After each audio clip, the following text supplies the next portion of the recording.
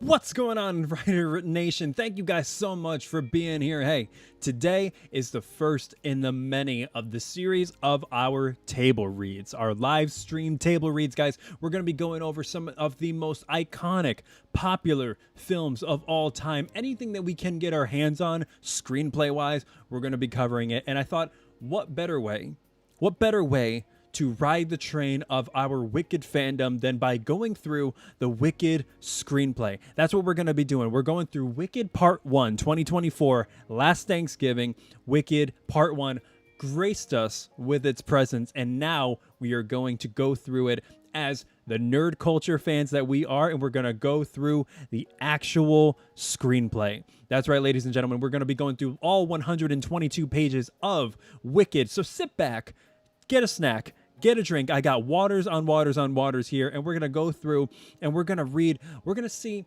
a bunch of different things. We're going to look to see, is anything different? Is anything the same? What is the screenplay structure? If you guys have never read a screenplay, this is the first time that you're doing it. Hey, congrats, welcome. I've written dozens of screenplays, shopped them around to studios all over, worked with people on their professional screenplays. I've worked with spec scripts, screenplays, shooting scripts. What's the difference, you might ask? Good question. We'll get into that pretty shortly. So, as we go through, guys, thank you so much for being here. Let's just go through. We're going to make this a discussion. If you guys have anything you want to comment, leave it in the live chat. We got it going all along. I'll be reading them all. Also, guys, appreciate any kind of patronage you can give. As you see right down below here, I got a bar for super chats, for tips, for thanks. It lets me know that you guys are enjoying exactly what you're watching. We got a goal too. We're in for New York City Comic Con. We're in for the press, and I'm trying to get a new vlogging camera so we can absolutely make sure that you guys get the best vlogging content possible out there. I don't know what just happened in this room, but it just got like 10 degrees warmer. I don't know. Anyway, hey Ray, how's it going? How you guys doing tonight? All right, I got my pink on, so I'm Glindified. Like I said, I have my water unopened. Hopefully I won't need that for a little bit while, but we're gonna go through Wicked Part 1, the original screenplay. I'm not going to do any of the singing. I thought about it, and I was like, I don't know. Now, the original movie is about 3 hours long, but of course, when you just read a piece of a scene, rather than giving you the time to actually show how long that scene actually takes, it's not going to take that long. So we'll see how long this goes, but I'm excited to get right into it. Guys, what do you say we get right into it? All right. Hey. Thank you so much, Ray. I appreciate it. All right, here we go. Whew. This is going to be a lot. Wicked, screenplay by Winnie Holzmna and Dana Fox, based on the musical stage play with music and lyrics by Stephen Schwartz, who, I don't know if you guys know this, he actually made a cameo in the movie. He was at the Wizard Will See You Now guy. Stephen Schwartz, and book by Winnie Holzmna, from the novel by Gregory Maguire. And also, I don't know if you guys know this, but at like every bookstore, they are going hard with Barnes & Noble, with Wicked related books. And there's a lot of them. I guess Elphaba has a kid at one point. I haven't read that one, but oh well. All right. Hey, Jay, how's it going? Hope you like Wicked just as much as we do, because we're about to get right into it. Keep comments going, keep the live chat going. Let's see what kind of discussion we can have. I see also in this script, and you'll see throughout this, there's a lot of sections for scenes that were omitted. And I'm curious, what are those scenes that are omitted? I have a feeling that it's like Elphaba doing her taxes, and I don't think anybody wanted to see that. I would have. That's okay. All right. Fade in. Interior. Also, if you've never read a screenplay before, INT at the beginning of every scene means interior. Obviously means that it's on the inside of a room. Exterior means it's on the outside. I usually like to think for myself, if you can see the sky, that's exterior. So even if you're in a car, that's technically outside. If you have a roof over your head in the car, it's technically interior. Now, I don't know what that means for convertibles, but we won't worry about that right now because that's not in Oz. All right, interior, Kiyamoko Castle. That's the first time I've heard that that's the name of the castle. Parapet, pre-dawn. A shimmering, mysterious orb comes into view. As we look closer, it reveals itself to be a drop of water. Let me know, guys, if any of this differs from the movie or the play itself. More drops appear. They float up, and that's when we realize we've been looking at this upside down. We follow these drops right side up now to a stream of water flowing from the next room. We follow this stream through the open doorway where it's eerily silent. We pass clues, a bucket on its side, a slowly spreading puddle of water, some blue feathers, some soaked black cloak. That's a tongue twister, my God. Soaked black cloak, and a pointed black hat. Suddenly, something bursts from the shadows into the sky. It's a swarm of winged monkeys. The orchestral opening of No One Mourns the Wicked begins. Exterior, Kiamoko Castle, pre-dawn. We follow the flying monkeys as they soar over. 4 figures below, crossing a drawbridge out of the castle. One of them is waving something. A broomstick? The first rays of the sun hit a waterfall, creating a rainbow. We move over it and travel along the ground as a horse, ridden by a cloaked figure, gallops past. Just so you know, if you're seeing all caps of a figure, something like that, that usually happens every time a character is introduced for the first time. So a horse ridden by a cloaked figure, it's the first time we're seeing it. It doesn't mean it's any more important. It's just showing you that this is the first time that that character's been introduced into the script.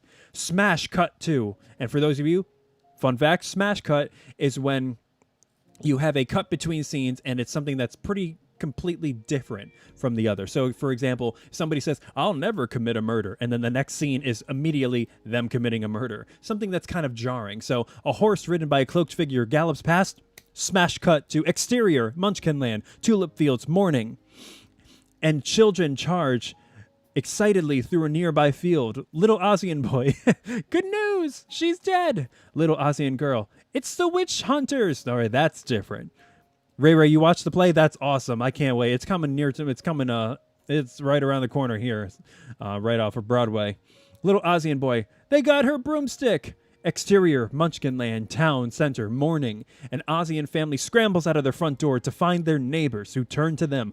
Over the moon, neighbors, good news, she's dead. All around, more Ozians emerge from their homes. They hug, clang pots and pans, spread the good news. Ozians, the witch of the West is dead. People pour out into the streets, emotional, exultant. The wickedest witch there ever was, the enemy of all of us here in Oz, is dead. Good news, good news. One little girl's eyes widen. There's a large bubble floating in floating in front of her. God, the F's. She pops it, and then we see more bubbles floating down from above. Man in the crowd, look, it's Glinda.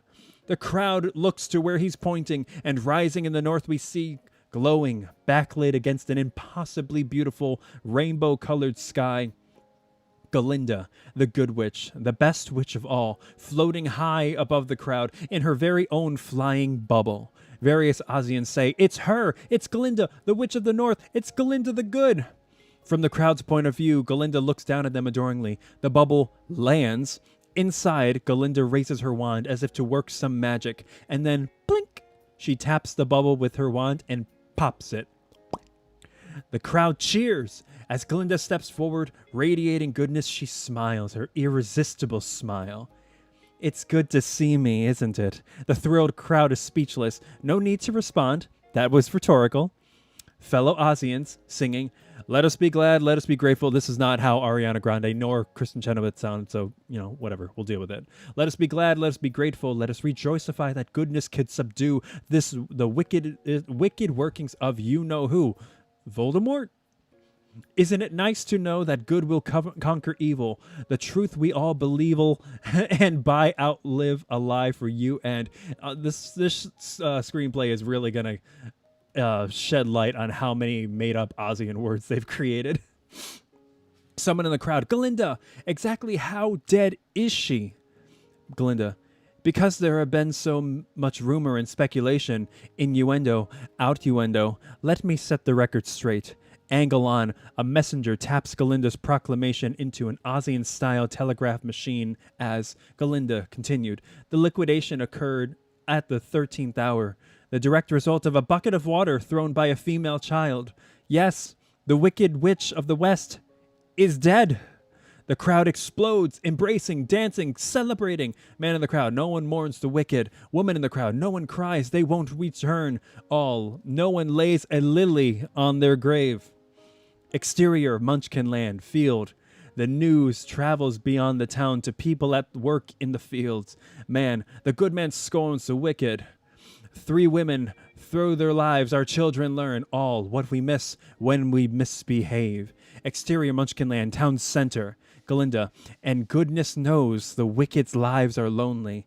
This part gave me chills when I was watching it for the first time, reacting to it, because you know the Munchkins are just they're just bloodthirsty at this point, bloodthirsty Munchkins all around. And then Glinda is, you know, the face that she, because the people who've seen the story before and they know exactly where Glinda stands in this and how she's kind of like in the middle of this tough relationship. She has to put on a face, but we know exactly how she feels, and so she's trying to show some humanity towards to the Munchkins about how Elphaba, you know, actually was as a person. She's lied that, and goodness knows the wicked's lives are lonely, and goodness knows the wicked die alone. Oh, that part got me. It just shows when you're wicked, you're left only on your own. The town people gather around Glinda. Yes, goodness knows the wicked's lives are lonely. Goodness knows. At least they're reciprocating it here. That's nice. The wicked cry alone. Nothing grows for the wicked. They reap only what they've sown. Okay, they haven't entirely learned too much. A girl in the crowd calls out to Glinda, but Miss Glinda, why does wickedness happen? Glinda, that's a good question. One that many people find confusifying. Are people born wicked? Or do they have wickedness thrust upon them? After all, she had a childhood.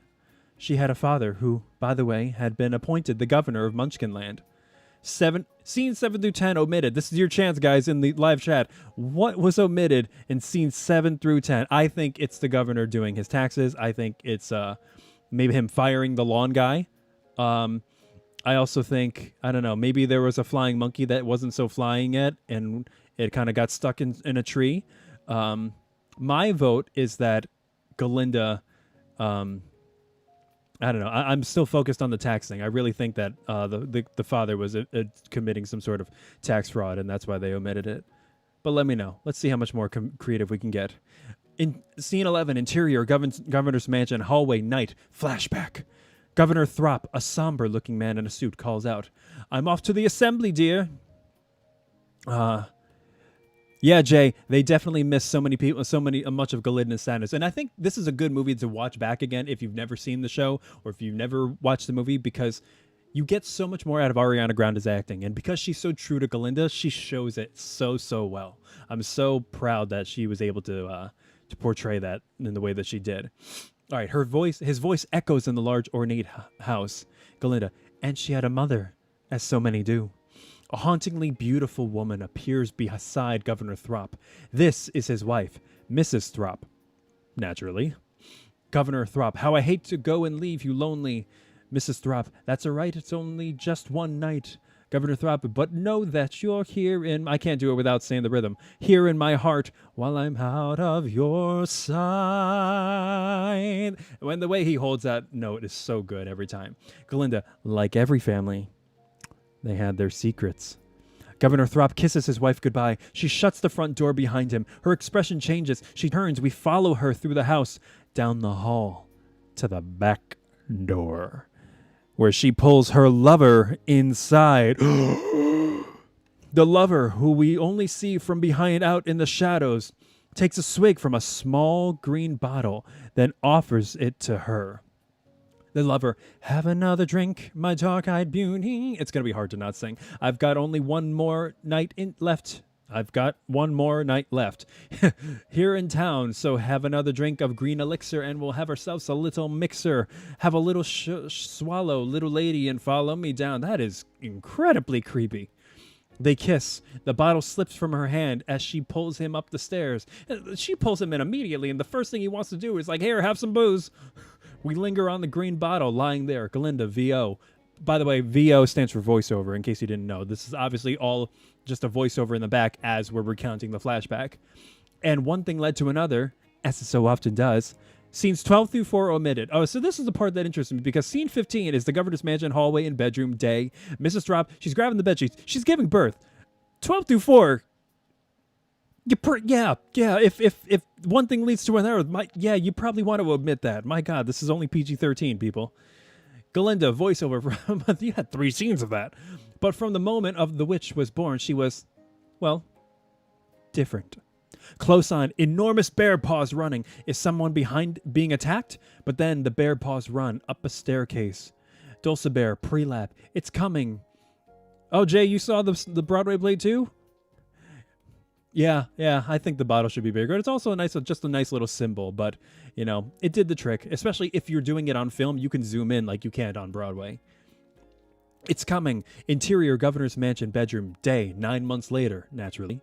The bear opens the door carrying a cauldron and wearing a nursemaid's uniform. This is Dulcibert. Governor Throp. Now, we hear a scream and reveal Mrs. Throp is in labor. Dulcibert. The baby's coming. Governor Throp. And how? Governor Throp dabs his wife's brow lovingly as Dulcibert pours boiling water over some towels and hands one to a female wolf doctor. The doctor holds an Aussian stethoscope to Mrs. Throp's pregnant belly. I see a nose. I see a curl. It's a healthy, perfect, lovely little... Oh! Sweet Oz! What is it? What's wrong? Governor Throp stares at the baby in shocked disbelief. Dulcibert. How can it be? Governor Throp. What does it mean? It's uncanny. Governor Throp. It's obscene. Now, this is where it's different because we talked about this in the review of Wicked. Dulcibert says it's uncanny. I'm pretty sure they give that line to the mother, and not only do they change who says it, but they also change the actual text itself because in the musical, the mom says it's atrocious. So they intentionally softened her reaction to the child, and in the screenplay, it's still Dulcibert who says it, not the mother. So they gave it to the mother. They made her say it's uncanny. So maybe they didn't want Dulcibert to react so judgingly towards it, but if they were gonna still have a line like that, give it to the mother, not have her say it's atrocious, just say it's uncanny. I've never seen anything like it, and it's still it shows a fascination from the mother, which is not a relationship we get too much because the mother unfortunately passes away minutes later. Or no, what am I talking about? My God, she had Nessa after. We just don't see her in the show. Governor Throp. All right, it's obscene. Governor Throp, wolf doctor, like a froggy, ferny cabbage. The baby is unnaturally... Governor Throp looks from the baby to his wife, hurt and betrayed. Governor Throp, a hushed accusation. Green. As Mrs. Throp sees her baby, we reveal the baby is green. Dulcibert picks up the baby and swaddles it lovingly. She goes to hand the baby to Mrs. Throp when Governor Throp... Take it away. Dulcibert hesitates. Suddenly, the green baby lets out a wail, and bam! All the objects in the room fly into the air and stick to the ceiling and walls. As if gravity has pulled them in all directions. Everyone looks around, stunned. Governor Throp stares at the green baby, clearly the source of this perversion of physics. Governor Throp, take it away! Dulcibert hurries out with the baby, cradling it protectively in her arms. The baby calms. As they exit, we glimpse the objects in the room behind them tumble back to earth. Transition, close on a pop-up book held by a pair of small green hands. Exterior, governor's mansion, front lawn, day, flashback. Find little Elphaba, 7, reading her book on the lawn. Next to her, Dulcibert plays peekaboo with toddler Nessa Rose. Nessa, Elphaba's 4-year-old sister with eyes that could melt your heart. She's in an Aussian-style wheelchair. Whoever cast baby Nessa Rose in the movie is ingenious because that was the cutest kid I ever saw because her little here, Governor Throp, OS is off screen. So he's speaking to her in the scene, but off screen. We don't see him in the frame. Dulcibert, across the lawn, dignitaries arrive, greeting the governor. Dulcibert, coming, governor, to Elphaba, little one. Little Elphaba looks up from her book. Dulcibert continued, watch baby Nessa Rose, just a clock tick. As Dulcibert lumbers off to assist the governor, we hear taunting kids off screen. Yeah, watch your sister, Elphaba. Little Elphaba looks over to gate the lawn where some mean kids have gathered. Mean kid. Can somebody just be cast as mean kid? Just don't let her see how ugly you are. The kids laugh. Elphaba yells back like it's a great burn. Little Elphaba, she already knows. Confident she got the last word, little Elphaba turns to her baby sister, whose big eyes now look frightened. Little Elphaba, oh, Nessa Rose, don't you worry, whispers. I'm right here. I always will be. Elphaba takes Nessa's tiny hand into her own green hand, looks into her eyes, smiles. Comforted, Nessa smiles back. Little Elphaba, now, do you want to see something wonderful? Opening a pop-up book. This is all about the wizard. Do you know how he got here? I think this is the part where like little Nessa goes like, yeah. And it was the cutest thing in the world. My God. Toddler Nessa shakes her head no, eyes wide. Little Elphaba, from the sky, in a balloon, see? We see a pop-up balloon as little Elphaba continues. Then he built a city made of emeralds because he loves emeralds, even though they're green. And Nessa, if you get to meet him, he grants your heart's desires. Ping! A single pebble hits the pop-up book. When Elphaba turns to where it came from, we hear the kids chanting, Elphaba throp, green on top. Someone run and tell her, then everyone can smell her. The kids throw more pebbles. Toddler Nessa Rose bursts into tears. Little Elphaba leaps to her feet, glaring at the kids, and suddenly the pebbles in the dirt swirl up from the ground and pummel the shocked kids. They scream, and they run away. Governor Throp off screen, what have you done this time? Elphaba turns to see her father rush over with Dulcibert. Governor Throp, now you've made your sister cry. He scoops up toddler Nessa and carries her off. Elphaba looks down at her pop-up book in the dirt. Dulcibert picks it up and dusts it off, giving it back to her tenderly. Elphaba opens it up, and a pop-up wizard comes out of his palace, smiling, his little pop-up hand reaching out to her. Glinda, prelap. So you see, it couldn't have been easy. Exterior Munchkinland, town center, morning. The crowd parts, making way for a huge effigy of Elphaba. It's wheeled toward Glinda, bearing down at her. Can you imagine that? You just told an entire story trying to make people sympathize with the Wicked Witch of the West. And as you're doing it, they're like, yeah, that's good. Bring in the effigy. Crowd, no one mourns the wicked. Now at last she's dead and gone. An Ozian zealot lights a stick and hands it to Glinda to do the honors. Glinda's smile tightens for a split second, but then lights the effigy, which ignites in a whoosh of flames. Glinda concerned. Goodness knows. Okay, all right, I can't read this at the same time. All right, we know what they say. No one mourns the wicked. She says, goodness knows. Good news, good news. No one mourns the wicked. I can't split myself into two voices, people. All wicked, wicked, wicked. I guess they know what show that they're in. A beat.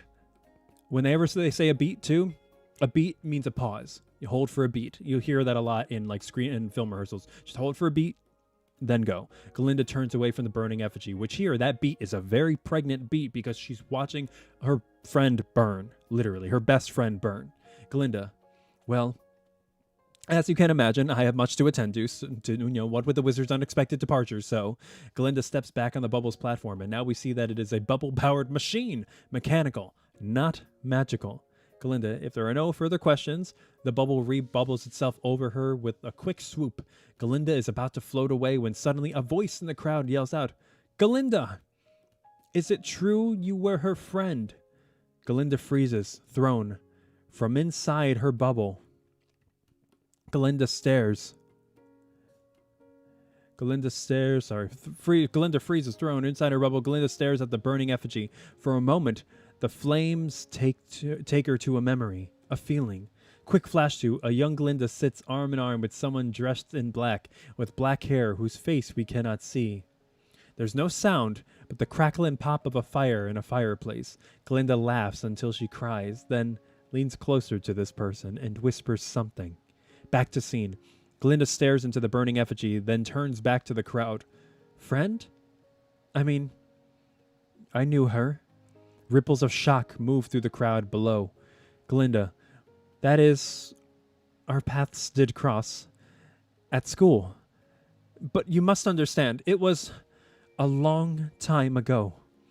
Off, Glinda, remembering, and suddenly we're on a boat with her, traveling down a river, towards exterior Shiz University, River Arch, the breathtaking arched gateway to Shiz University. We hear the opening chords, the Shiz University Alma Mater song, Dear Old Shiz, instrumental intro, exterior Shiz University entrance courtyard day. Pink suitcases of every size and shape hit the ground as Glinda, or as she was known back then, Glinda, strides through the impressive gates, clad in a Shiz University blazer that she styled in her own fashion, forward Glinda way. She's flanked by her adoring parents. As Glinda strides by, various students and parents notice her, thinking they know her or just wanting to. They smile as she passes, and Glinda, being Glinda, smiles back, waving. Used to this, Glinda stops and turns to her parents, flinging open her arms and pulling them into a hug. After a long beat, she gently extricates herself. As her tearful parents reluctantly start to go, she calls out, Glinda, remember, it's not goodbye. It's farewell. Her parents immediately rush back, clinging to her again. This time she's getting squished and over it. Glinda, now it's goodbye. I remember in the movie, she's like, it's that time, which probably was a little bit of improv on Ariana's part.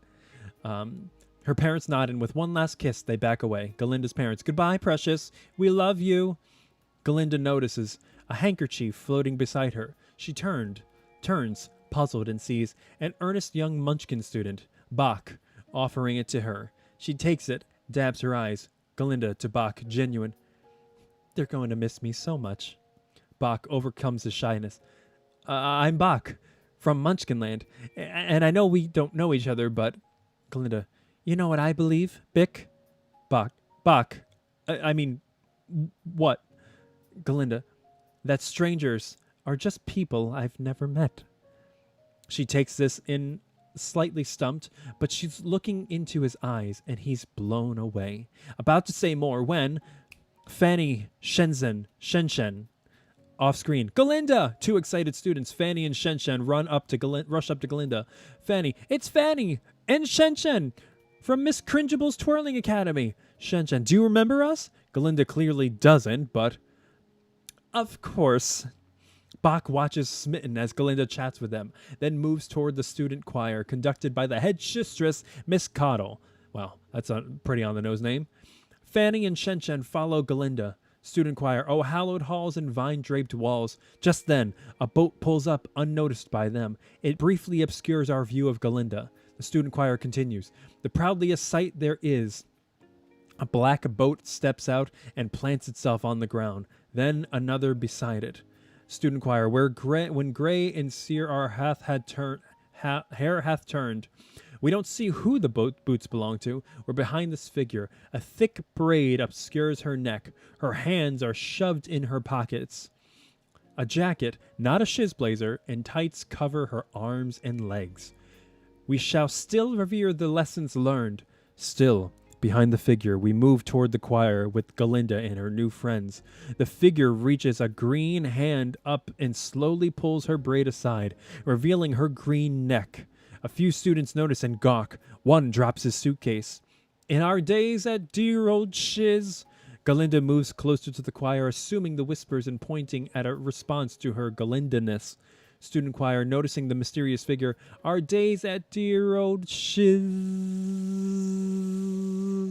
The choir trails off. Glinda eagerly fills in for them. Glinda, I'm not gonna do it. Mid-vocalizing, we watch it dawn on Glinda that everyone around her is staring, slack-jawed, just past her. She spins around and, ah! Glinda yelps as she sees the figure in all her green glory, and so do we. This is Elphaba, 20s, badass. Her razor-sharp mind and tongue serve as armor to protect her tender soul from moments like these. Glinda stares at her. Elphaba stares back defiantly. What? What are you staring at? Oh, do I have something in my teeth? Glinda is silent, flummoxed by this confrontation. Glinda, but you're green. Elphaba, I am? Elphaba looks around as if to confirm this. Fine. Let's get this over with. No, I'm not seasick. Yes, I've always been green. No, I didn't eat grass as a child. Glinda feels everyone watching, musters up her best self. Well, I, for one, am so sorry that you're forced to live with this. Is that so? Yes, and it's my intention to major in sorcery, so if at some future time you wanted to address the problem, perhaps I could help. Elphaba. Offering to help someone you don't know with a skill you don't have. I'm sure everyone's duly impressed. Glinda, proudly virtuous, makes sure all can hear. Oh, I could care less what other people think. Elphaba. Couldn't. Glinda. What? Elphaba. You couldn't care less what other people think. Looks up and down, her up and down. Though I doubt that's true. A ripple of tension courses through the crowd when Governor Throp off screen. Elphaba! Governor Throp appears with Nessa. Now also in her 20s, Nessa is beautiful, seemingly shy compared to Elphaba, but with her own brand of inner fierceness. Elphaba. Oh, and this is my younger sister, Nessa Rose. As you can see, she's a perfectly acceptable color. As Nessa, embarrassed, tries to disappear, Throp yanks Elphaba aside, hisses in her ear. Stop making a spectacle of yourself. Governor Throp presents a gift-wrapped bundle to Nessa. My precious little girl. A parting gift. Nessa. Father. With a self-conscious glance at Elphaba, Nessa opens the gift, revealing jeweled shoes? Governor Throp. So they all see how beautiful you are. Right down to your toes. Elphaba comes close as Nessa takes her old shoes off and puts the jeweled ones on. Elphaba whispers to her, contrite. Elphaba. I shouldn't have sprouted off like that. Nessa, a gentle reproof. No, you shouldn't have. Today is the start of your new life. The sisters regard each other. They've never been apart before. Saying goodbye is hard for both of them. Nessa, I'll miss you. Elphaba takes her younger sister's hand. No, you won't. You'll be having too good a time. Tower bells ring. All around them, students bid goodbye to their loving families and head to the main hall. Governor Throp reaches out for Nessa's chair, but... Don't help her. Don't help me. Nessa waves and rolls away. Elphaba, happiness for her sister mixed with a private ache, watches Nessa head off with the others. Then, Elphaba glances over at her father. She'll be fine. Go with her. What? Just until she's safely settled in her room. Make sure she has everything she needs. Father, she's on her own now. She can't just stop jabbering and do as I say. Elphaba is startled, not by his harshness, she's used to that, but by the tears in his eyes. He lowers his voice. Please, if anything should happen to her, she can't refuse. Scenes 20 through 21 omitted. I assume this is when Nessa, goes clubbing? I don't know, we'll see. Episode 22, Shiz, Quad. Elphaba approaches the impressive quad, pausing to admire an archway carved with a striking fresco depicting historical Asian animals. Then, above this, she spots a carving of the wizard. Elphaba stares up at it in awe. His carved arm is outstretched as if reaching out to her. She steps through the archway to find the Shiz president at a podium surrounded by seated human faculty members. A well-dressed shoebill bird and a distinguished-looking bespectacled goat, Dr. Dillamond. The only animal faculty members are positioned at the edge of the platform, a slight distance from the others. It's really interesting and nice that the screenplay addresses that kind of stuff. Shiz president. And rounding out the rest of our faculty, we have two scholars, eminent in their respective fields of forestry and agriculture. Two human professors stand to polite applause. In the audience, among the students, we find Nessa in one of the aisles. Bach is seated not far behind her, and nearby Glinda sits with Fanny and Shen. In the back of the quad, Elphaba enters quietly, unnoticed, as well as Professor Mumby of the Biological Arts, and of course the head of our history department, Dr. Dillamond. Mumby the bird and Dr. Dillamond the goat step forward, but there's no applause. In the back of the quad, Elphaba takes this in. As up at the podium, the president clears his throat. Finally, in today's Oz, a real sorceress, one who possesses true magic, has become all too rare. A ripple of excitement spreads across the room. Glinda sits up straighter in anticipation. Which is why we are so privileged to have here at Shiz our esteemed Professor Emeritus and Dean of Sorcery Studies, Madame Morrible. Excited applause. Everyone leaps to their feet as an elegant woman appears in the back of the hall, charisma radiating from her like a magnetic charge. This is Madame Morrible. As she makes her way down the aisle and up the steps of the platform, all eyes are on her. Nessa, her view now blocked by everyone standing up, cranes to get a glimpse of Morrible. Her eyes meet Box, also struggling to see. They share a wry smile. Glinda stares, starstruck, at Madame Morrible. Glinda, it's really her, whispers to her friends. Madame Morrible is why I applied to Shiz. They say she's been looking for someone to mentorize, and it's my dream to someday fill her shoes. Which are amazing. Morrible, now at the podium, looks out at the students. Welcome, new students, and congratulations on having been accepted to Shiz. Whether you'll be studying law, logic, or linguification, I know I speak for my fellow faculty members when I say that we have nothing but the highest hopes for some of you. Glinda perks up, positive Morrible is speaking only to her. And now, Miss Cottle, if you please. The perennially anxious Miss Cottle steps up to the podium. I am Miss Cottle, head shistress, and these are your dormitory designations and room assignments. Miss Cottle signals and 5 assistants appear at the side of the room, holding ornate poles with scrolls attached to the top. In unison, they pull a ribbon. Scrolls unfurl, revealing the room assignments.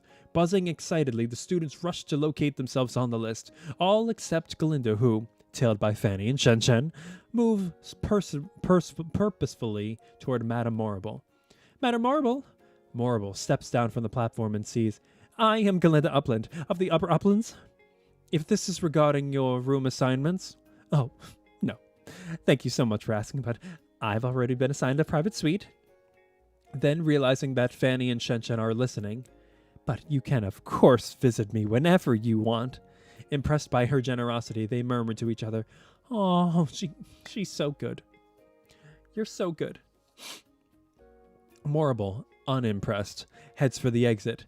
Undauntable, Glinda follows determinedly after her. No, it's about my application to your sorcery seminar.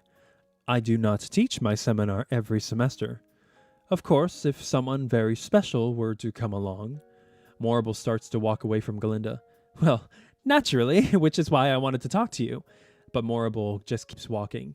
Glinda frowns at Fanny and Shen, frustrated as, by the last room assignment scroll, Nessa is searching for her name when... Miss Cottle. There you are, Miss Nessa Rose, isn't it? The governor's daughter? Taking Nessa in. How tragically beautiful you are. It's an honor to... Ah!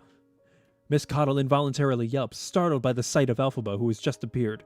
Hearing this yelp, Morrible turns and observes as Elphaba says, I'm the other daughter. I'm tragically beautiful. Nessa. Elphaba? The other daughter. I wasn't made aware, but not to fret, just a slight gulch. We'll find somewhere place for you to hide. I mean, how's you? Elphaba. No, I'm not enrolled. Miss Cottle. Oh, good. I'm sure you're very, very bright. Glinda overhears this, turns to Fanny and Shen. Bright? She's phosphorescent. Everyone laughs, including Bach. Elphaba hears them and eyes flash with anger. Nessa, embarrassed, whispers, Why are you still here? Elphaba, forgive me, Nessa. Father insisted. Oh, the governor made his concern for your sister quite apparent. Please assure him I'm honored to help her. Miss Cottle moves toward Nessa. Wait, what? Oh, no. She doesn't need your help. Nessa, or yours. I just need to find my room. Miss Cottle, I bring you there myself. Miss Cottle takes hold of Nessa's chair. No, I meant... Wait, I can find my own way. But Miss Cottle starts to push Nessa's chair. Miss Cottle, no. But Cottle keeps pushing. Elphaba sees Nessa's distress. Stop! She doesn't need you! As Miss Coddle struggles to push Nessa's wheelchair, it starts to move backwards, as if pulled by some unseen force. Nessa sees light fixtures begin to bend off the wall. Water from a nearby fountain starts to lean. Oh no, Elphaba! Miss Coddle struggles to lift her feet off the ground. She's stuck, weighed down by a sudden, forceful gravity. Fanny and Shen Shen clutch each other in fear, but Glinda can't take her eyes off of what's happening. The chairs in the god begin sliding towards Elphaba, whose anger mounts as Miss Coddle struggles until... Let her go! Nessa's wheelchair breaks out of Miss Coddle's hands and rises into the air. People watch in shock. Elphaba's eyes are locked on Nessa. The wheels of Nessa's chair begin to spin until they suddenly stop. Nessa drops back down to earth. Coddle can finally walk again, her feet freed from the gravitational pull. Elphaba grabs the wheelchair and helps pull it back down. She exhales. Nessa is safe.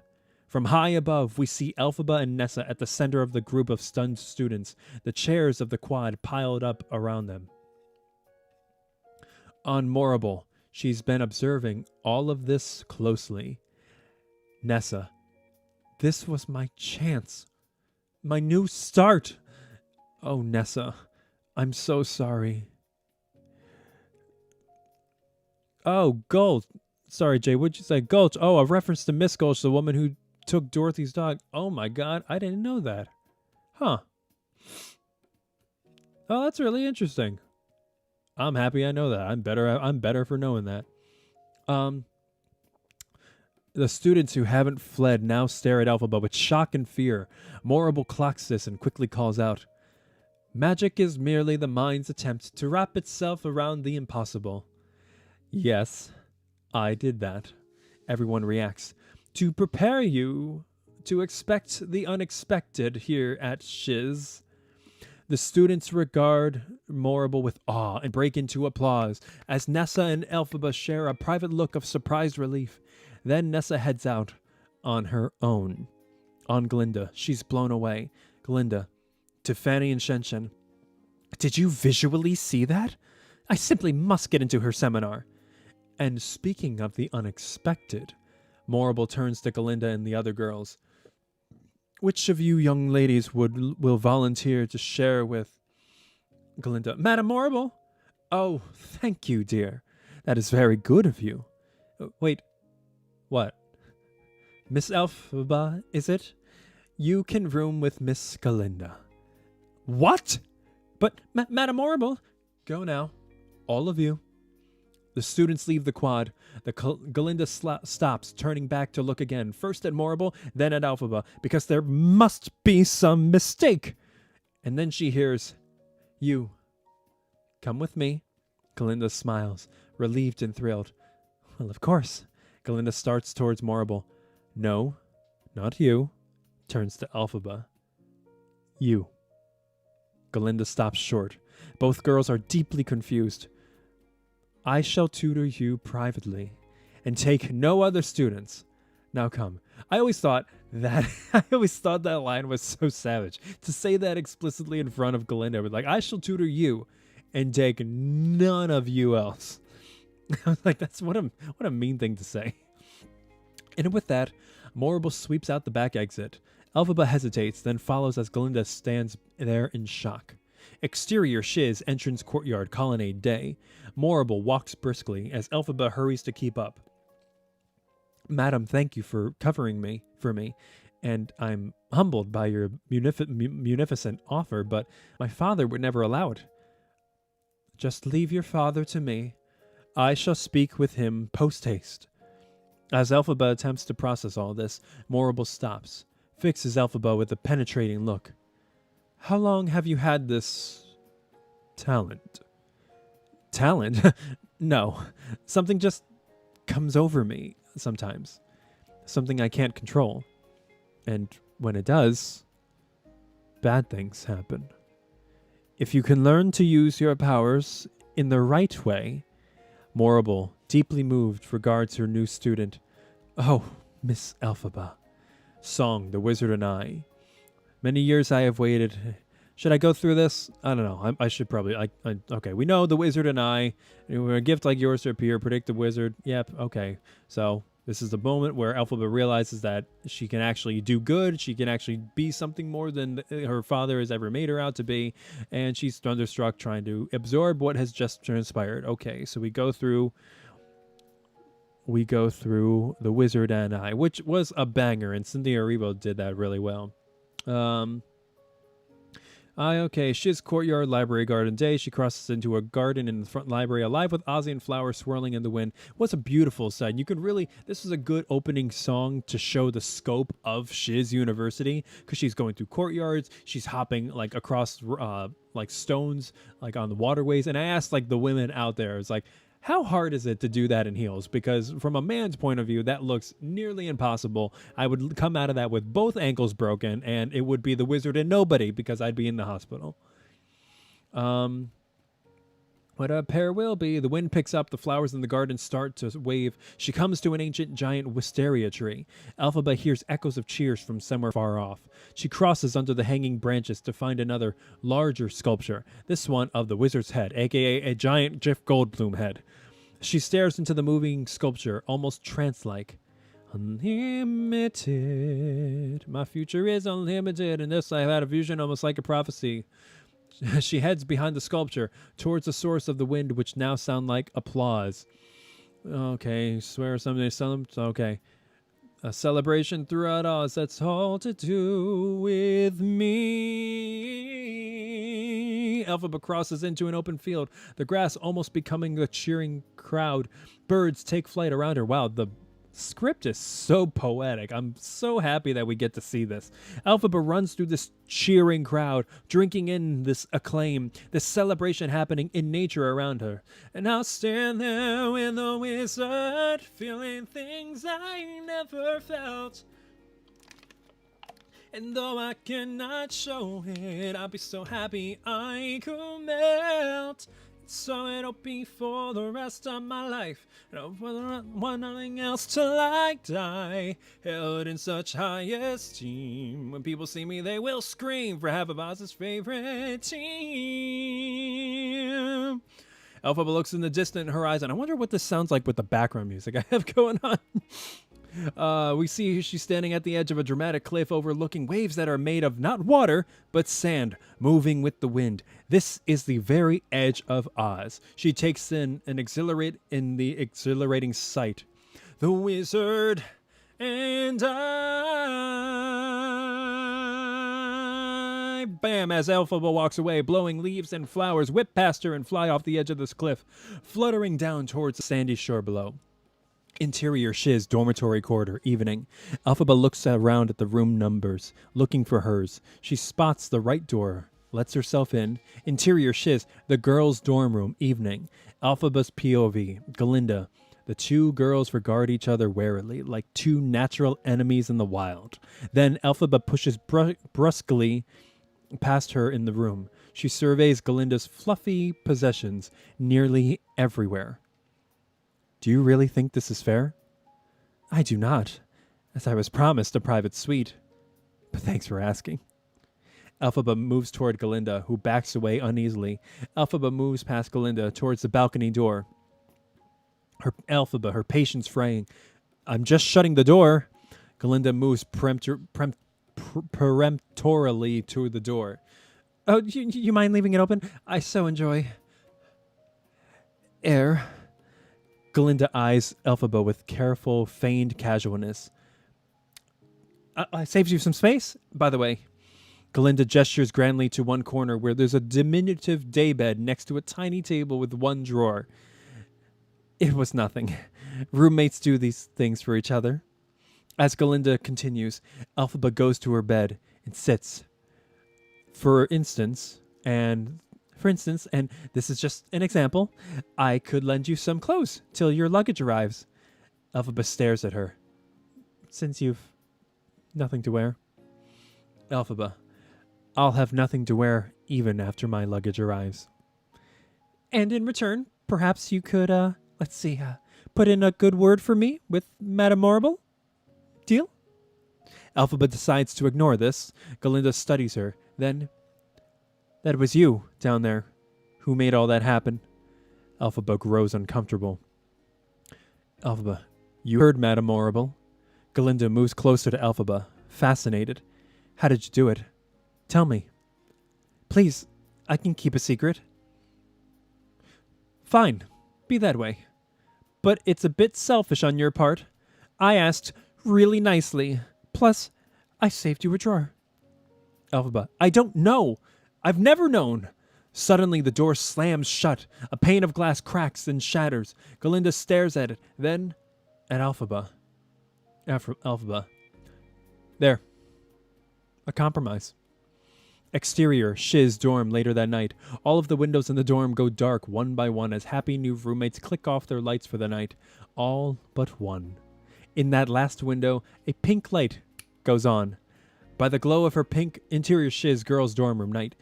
By the glow of her pink Ozian lamp, Glinda writes at her bedside table. She darts a glance over to Elphaba's bed, then resumes writing, muttering, Dearest, darlingest Momsy and Popsicle.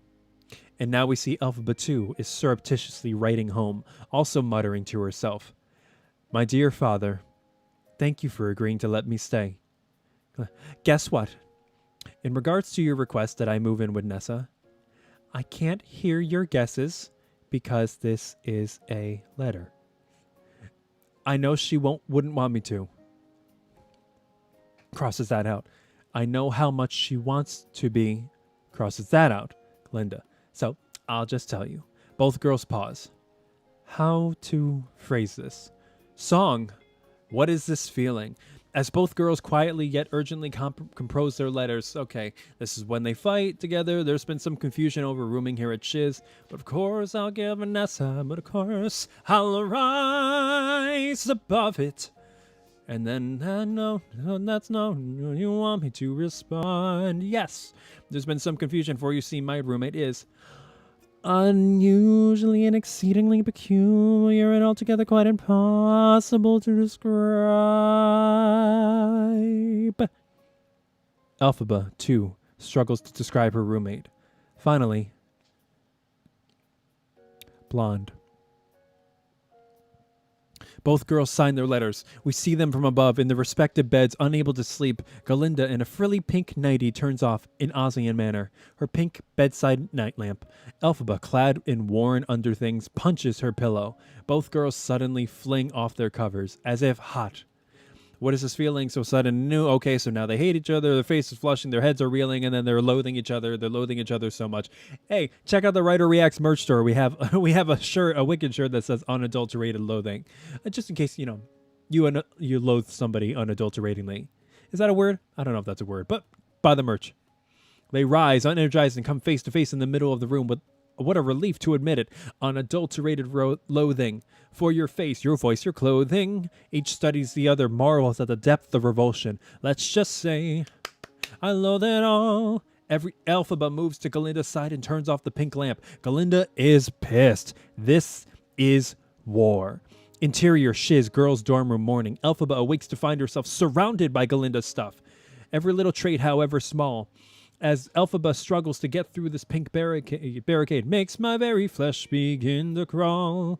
With simple utter loathing, Elphaba emerges disheveled and furious to find Glinda serenely putting the final touches on her perfect look. There's a strange exhilaration in such total detestation. It's so pure, so strong. Glinda exits with a smug smile. Interior, Shiz girls' dorm room later that day. Glinda enters with Fanny and Shenton to find her pink belongings now piled haphazardly on Glinda's side of the room. Elphaba emerges from the balcony, smiles her own smug smile. No idea. Okay, Elphaba exits, slamming the door, causing the pile of pink precious stuff to crash down and go everywhere. Glinda's anger boils over into a scream as we cut to exterior, Shiz, quad, just outside the dining hall, day. Man, they are very specific. Well, it is the screenplay, so you do have to get a little production-y. Glinda confidently strides toward the dining hall, trailed by her many friends. Okay, and then they start praising her. I mean, I wish I had an entourage like this. That would be really nice. That'd be a huge confident booster. We all need that. All right. Glinda realizes they're all staring past her through the glass. She spins around to see what they're staring at. Glinda's POV, Elphaba in the dining hall. As the students enter the dining hall, they do the poor Glinda forced to reside with someone so disgusting. That's what they say, disgustified? Someone so disgustified, we just want to tell you we're all on your side. Boom. Elphaba looks up from getting her food to find Glinda and company all staring coldly at her. And then everybody starts loathing and everything. Tried to find a seat, but people keep sitting where she's about to sit. Oh, that's not what they say. That's what they're singing. I thought they all just said, Finally, Elphaba, defiant, plunks herself right down, right opposite Glinda. Glinda's pals, anticipating unpleasantness, take off, leaving the two roommates to deal with each other. Interior, exterior, Shiz classroom, sports arena, intercut. Okay, so we're jumping in between all this, there's a continuity, but two scenes are happening pretty much at the same time. Loathing, loathing, loathing. Okay, they all loathing. Yes, we get it, they're loathing. Shiz campus, quad day, exterior. Glinda, along virtuously, the entire student body dances, claiming her victory. Has anybody out there tried to actually do the dance yet? Because, like, I was trying to do it, and I know it, like, you're just like moving around and you got a book and you're holding it and everything. I don't know. I thought that would be kind of cool. Oh well, they're loathing, loathing, loathing. Everybody's loathing, loathing. Okay. Loathing. Glinda room. Yeah. Glinda enters her room, relieved to find herself alone until Elphaba pops out at her from the balcony. Boo! Glinda yelps. Elphaba cackles at wicked witch iconic cackle. Exterior, Shiz, quad, early morning. Students rush across campus to get to class on time. Interior, Shiz, Dr. Dillamond's class, day. Elphaba enters a history class. As students, including Glinda, Fanny, Shen, Bach, and Nessa take their seats, Averick, attractive, bookish, goes to take the open seat next to Nessa, but another student sits there first, as settle down, ladies and gentlemen, settle down. Dr. Dillamond enters. I have read your most recent essays, and I am amazed to report that some progress. Although some of us still tend to favor form over content, Miss Glinda. It's Linda? With a G. Yes, of course. Linda. I don't see what the problem is. Every other professor manages to pronounceify my name. Elphaba, maybe the pronunciation of your precious name is not the sole focus of Dr. Dillamond's life. Maybe he's not like every other professor. Maybe some of us are just different. Nessa shoots her sister a look. Quiet. Glinda. Oh, it seems the artichoke is steamed. Everyone laughs. Bach laughs a beat too long. Nessa clocks Bach's amusement, starts to laugh with him, but then she sees Elphaba's hurt expression and quickly stops herself. Do we see that in the film? Because I feel like that would be that's a lot to see from her. Dillamond. We goats lack upper front teeth. Should I do Dillamond? I'll try. We goats lack upper front teeth, which accounts for the mispronunciation, Miss Glinda. Using an Aussian slide projector involving mirrors and sunlight coming through a hole in a window shade, Dillamond shows them a succession of images, animals contributing to Aussian society alongside humans. On one slide, a frog and rabbit scientist in goggles and lab coats conduct an experiment. In the last slide, we see a much younger Dillamond in Shiz Hall lecturing to human and animal students as we hear, some of us are different. And there was a time before you were born when life in Oz was different, when one could walk these halls and hear a snow leopard solving an equation, or an antelope explicating a sonnet. So, when and why did this change? Elphaba raises her hand. From what I've read, it began with the Great Drought. Precisely! Food grew scarce. When the people are hungry and angry, they begin to look for someone to blame. A scapegoat. Elphaba's eyes meet Dillamond's. Glinda raises her hand. That's a steaming pile of foreshadowing. Someone to blame? A good old common enemy? Where are we going to hear that? Yes, Miss... Oh, Glinda raises her hand. Yes, Miss It's Linda. And why can't you just teach us history instead of always harping on the past? Other students except Elphaba murmur their agreement. Good. That's a whole student body of idiots. Dillamond. Because we cannot escape the past, and we ignore it at our own peril. The past helps explain our present circumstances.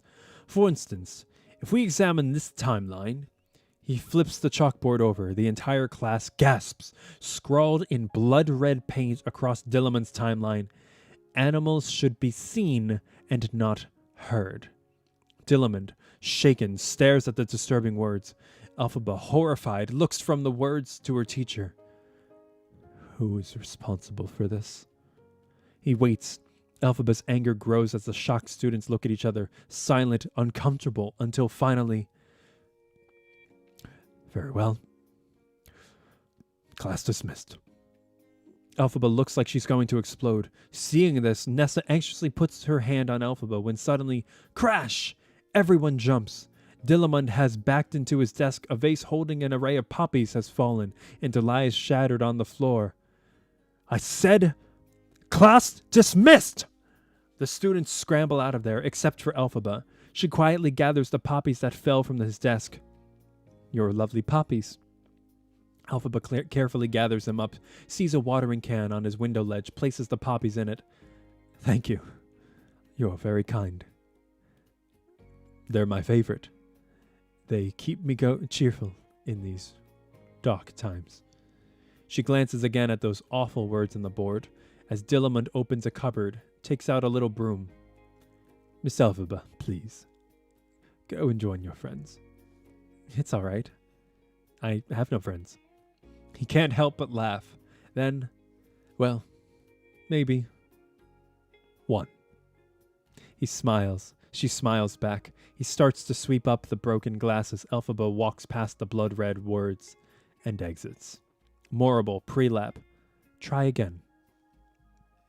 So when you see something like pre-lap, that means the audio interjects with the current scene, but it's the audio from the next scene. So you're about to get a cut into the next scene. So Morrible's audio from the next class interjects with the final seconds of the scene with Dillamond. So interior, Shiz, Morrible's quarters, day. Elphaba stands in front of a table with an Ozian coin placed on it. Morrible, nearby, provides quiet guidance. Eyes shut, toes clenched. Are your toes clenched? I think so. And picture it. Are you picturing? Elphaba nods. Eyes shut, clenching, picturing. Now, levitate the coin. Elphaba takes a deep breath, tries, then opens her eyes. The coin hasn't budged. Elphaba slams the table with her fists in frustration. Morrible grabs her hand, concerned, motherly. I hear there was an unfortunate disturbance in Dr. Dillamond's class today. That must have been distressful for you. Elphaba nods, relieved. She understands. Someone wrote these horrendous words on purpose for him to see. I just wish... She breaks off, pacing now, fists clenched, rage building. What? You wish... what? That there was something I could do. Because no one should be... Elphaba breaks off, stares at the coin like she's thinking. If only I could levitate that, maybe I could do something. No one should be what? Scorned, or laughed at, or looked down upon, or told to stop jabbering and keep quiet. The coin suddenly flies from the table at high speed, like a bullet, smashing into the mirror on Morrible's mantle. Madame Morrible stares at her with admiration, even awe. Yeah, you're right, Jay. Madame Morrible, Madame Horrible is much more like it, and we see why. Such an instigator. Yeah, she capitalizes on people's insecurities. That's a good trait that somebody has. Remarkable. Absolutely remarkable. Elphaba stares at the shattered glass, shocked. Once you learn to harness your emotion, the sky's the limit. Foreshadowing. Elphaba absorbs this, inspired by it. Exterior, Shiz, quad, dusk. Elphaba exits Morrible's quarters, lost in thought, heading back to her dorm when she catches sight of Dr. Dillamond hurriedly crossing the quad. Dr. Dillamond, did you find out who? But he either doesn't hear or is too intent on where he's going to stop. He races off. She rushes after him. Exterior, outskirts of Shiz campus, dusk. Elphaba, breathless, approaches a remote area of campus passing a dilapidated sign. Faculty housing. Animal. Nestled amongst a few small, odd buildings. Also, the animal faculty is way outside the edges of the university. Yeah, that's great. I didn't pick up on that when they did it. I thought they just met in a different room. I didn't realize it was the animal faculty room. That's messed up. Nestled amongst a few small, odd buildings that have fallen into disrepair, Elphaba finds one light on in one house. Interior, exterior, Dillamond's dwelling, dusk. Elphaba approaches, hesitates, is about to knock when she hears her teacher's voice.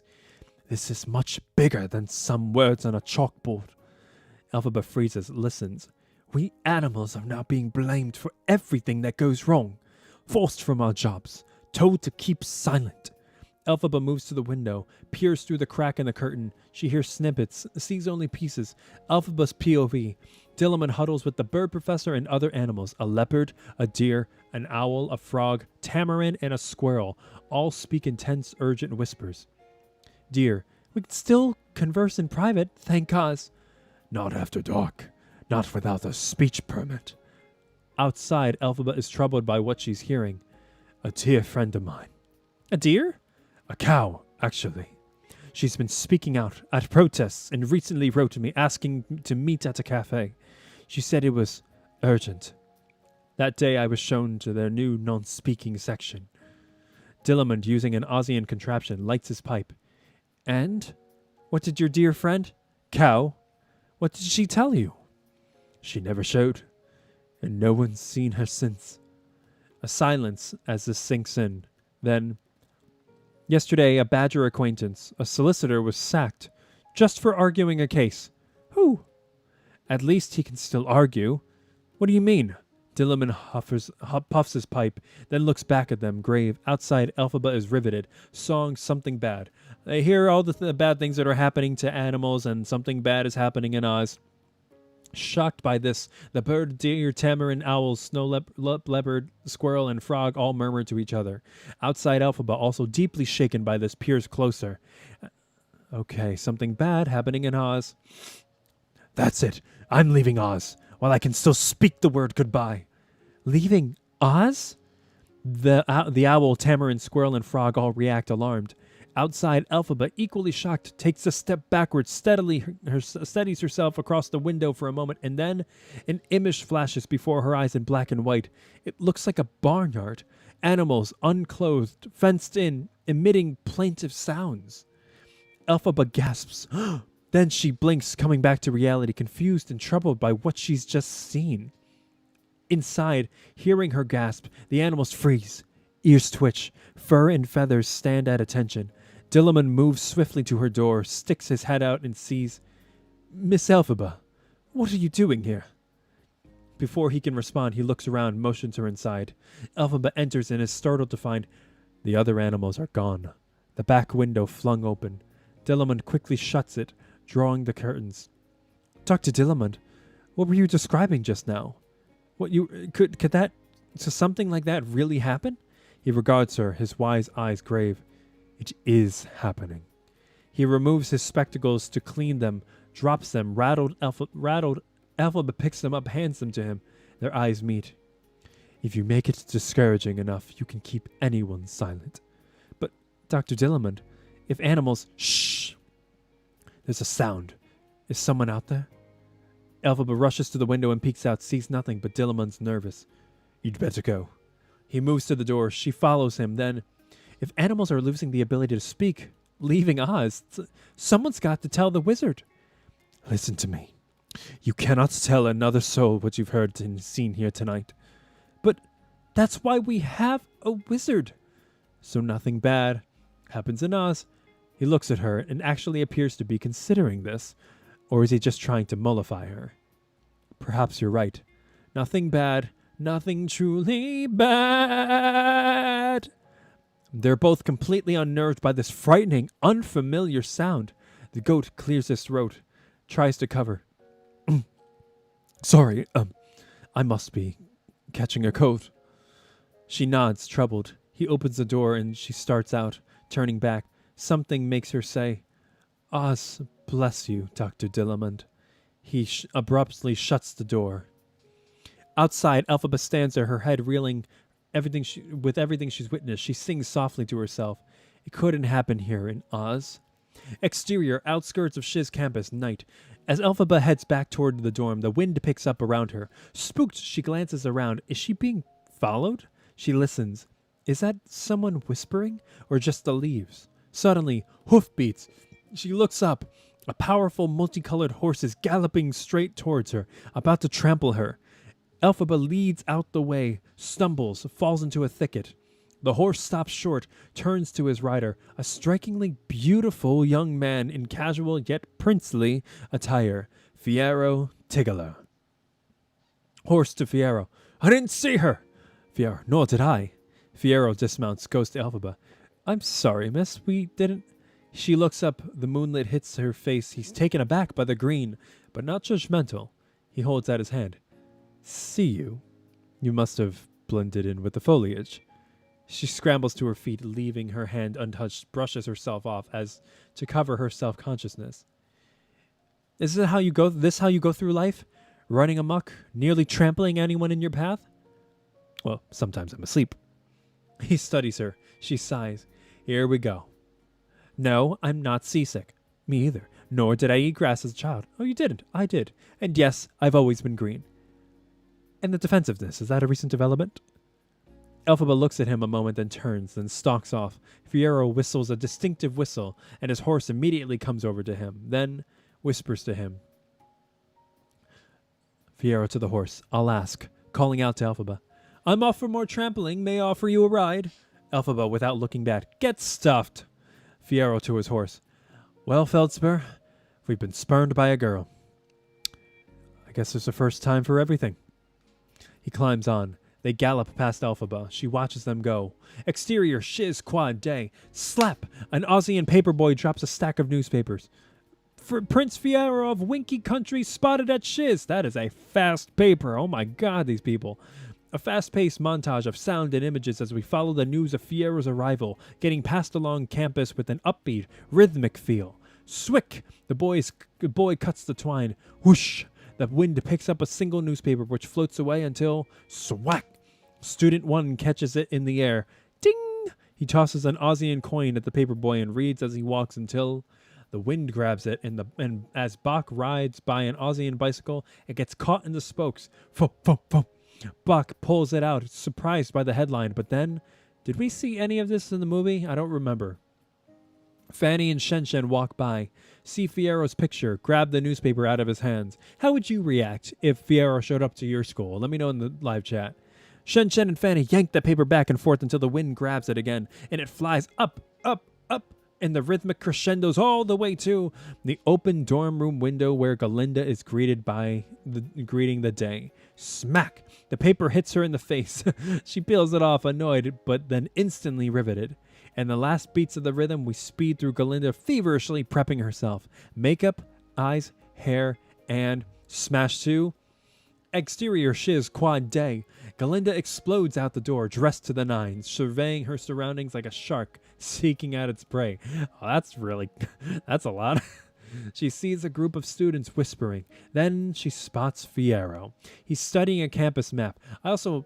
In the movie, they really did a good job. There's a shot in the movie where you only get to see the horse's legs, and then you kind of like pan through the horse's legs, and then you see Fiero's legs, but he's moving in the exact way that the horse is walking. I just thought it's a really awesome transition from, like regal horse to regal person. I love that shot.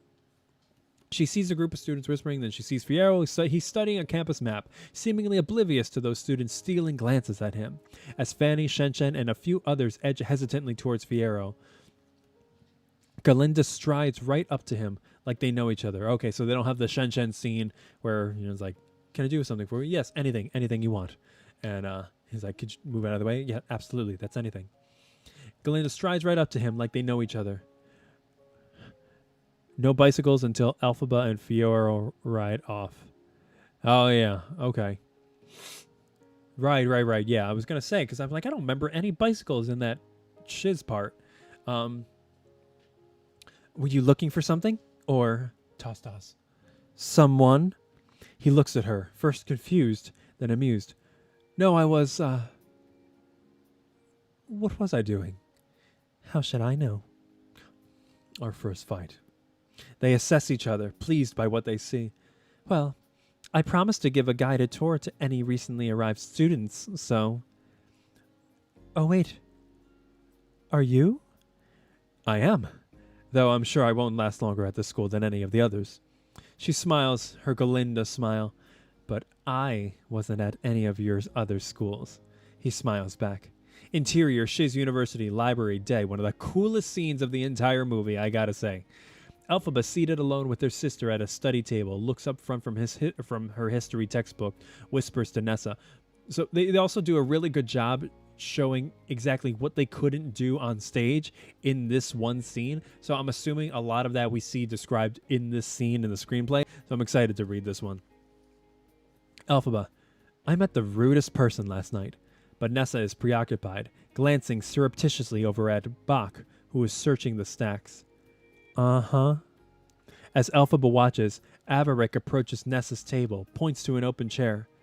May I? Nessa pulls her attention from Bach, nods yes to Avaric. I'm Avaric, from history. They share a smile. Then Nessa glances back at Bach. The class? Nessa looks back at Avaric, distracted. What? Oh, yes. Just as Glinda enters with Fiero. And this is the book place. Students look up, notice Fiero. An excited buzz starts up. Elphaba to Nessa. And there he is. With Glinda, of course. They deserve each other. Back on Glinda and Fiero. There's a collection of rare books somewhere. And I guess some medium rare books too. What always gets me. Fiero is checking out the female students. I see. So many to choose from. As Fiero checks out girls, his eyes accidentally meet Elphaba's. He recognizes her, starts to wave hello, but Elphaba quickly looks away. Flustered, she takes refuge in the alchemy section as Glinda guides Fiero into another section. They're alone, except for Bach, who climbs a nearby library ladder pretending to peruse an upper shelf. What do you do for fun around here? Nothing. Until now. Ever been to the Ozdust Ballroom? But isn't it somewhat exclusive? I mean, illegal? I mean, scandalocious? Glinda tosses her hair again, possibly hitting herself a little too hard in the face in her excitement.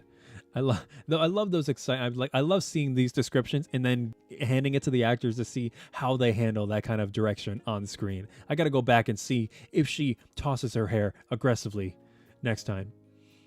It's all of those things. Also not far from here. Another plus. He notices Bach at his eye level on the ladder. Fiero. Right. Fiero Tickler. Winky Country. Bach's a bit thrown by his hard-to-resist friendliness. Bach Woodsman of Munchkinland. They shake. Bach nearly falls. Fiero helps him down as... Glinda to Fiero, more hair-tossing. What were you saying about the Ozdust and fun and, and me? Bach tries desperately to derail their fledgling plans. Unfortunately, it's against Shiz rules to go into town after dark.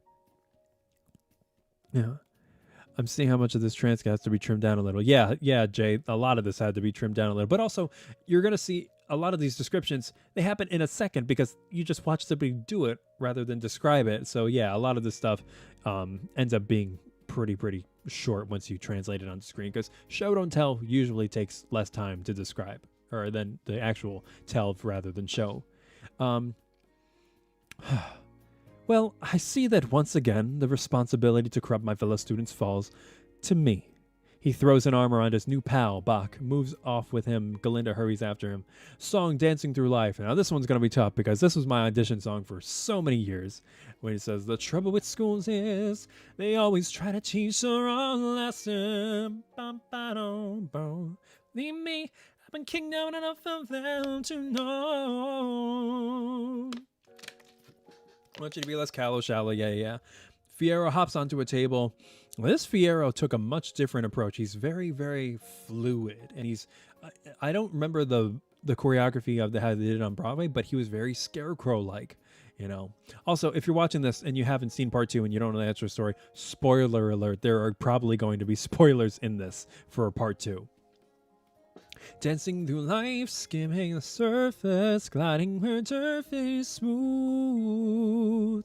Life is painless for the brainless. Foreshadowing. Why think too hard when it's so soothing? Books are shuddering, tumbling off shelves, tossed aside. We start seeing that rotating library area, which was so cool, and how they got to move the camera through there and little cuts and things in between. Oh, cinematic beauty. Thank you, Jon M, for that. Dancing through life, no need to tough it when you can slough it off as I do. Nothing matters, but no, nothing matters.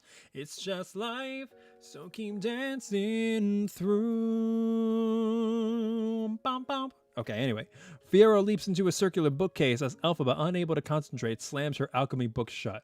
I wonder if they were writing this first and then they handed it to production and they're like, you want us to build what?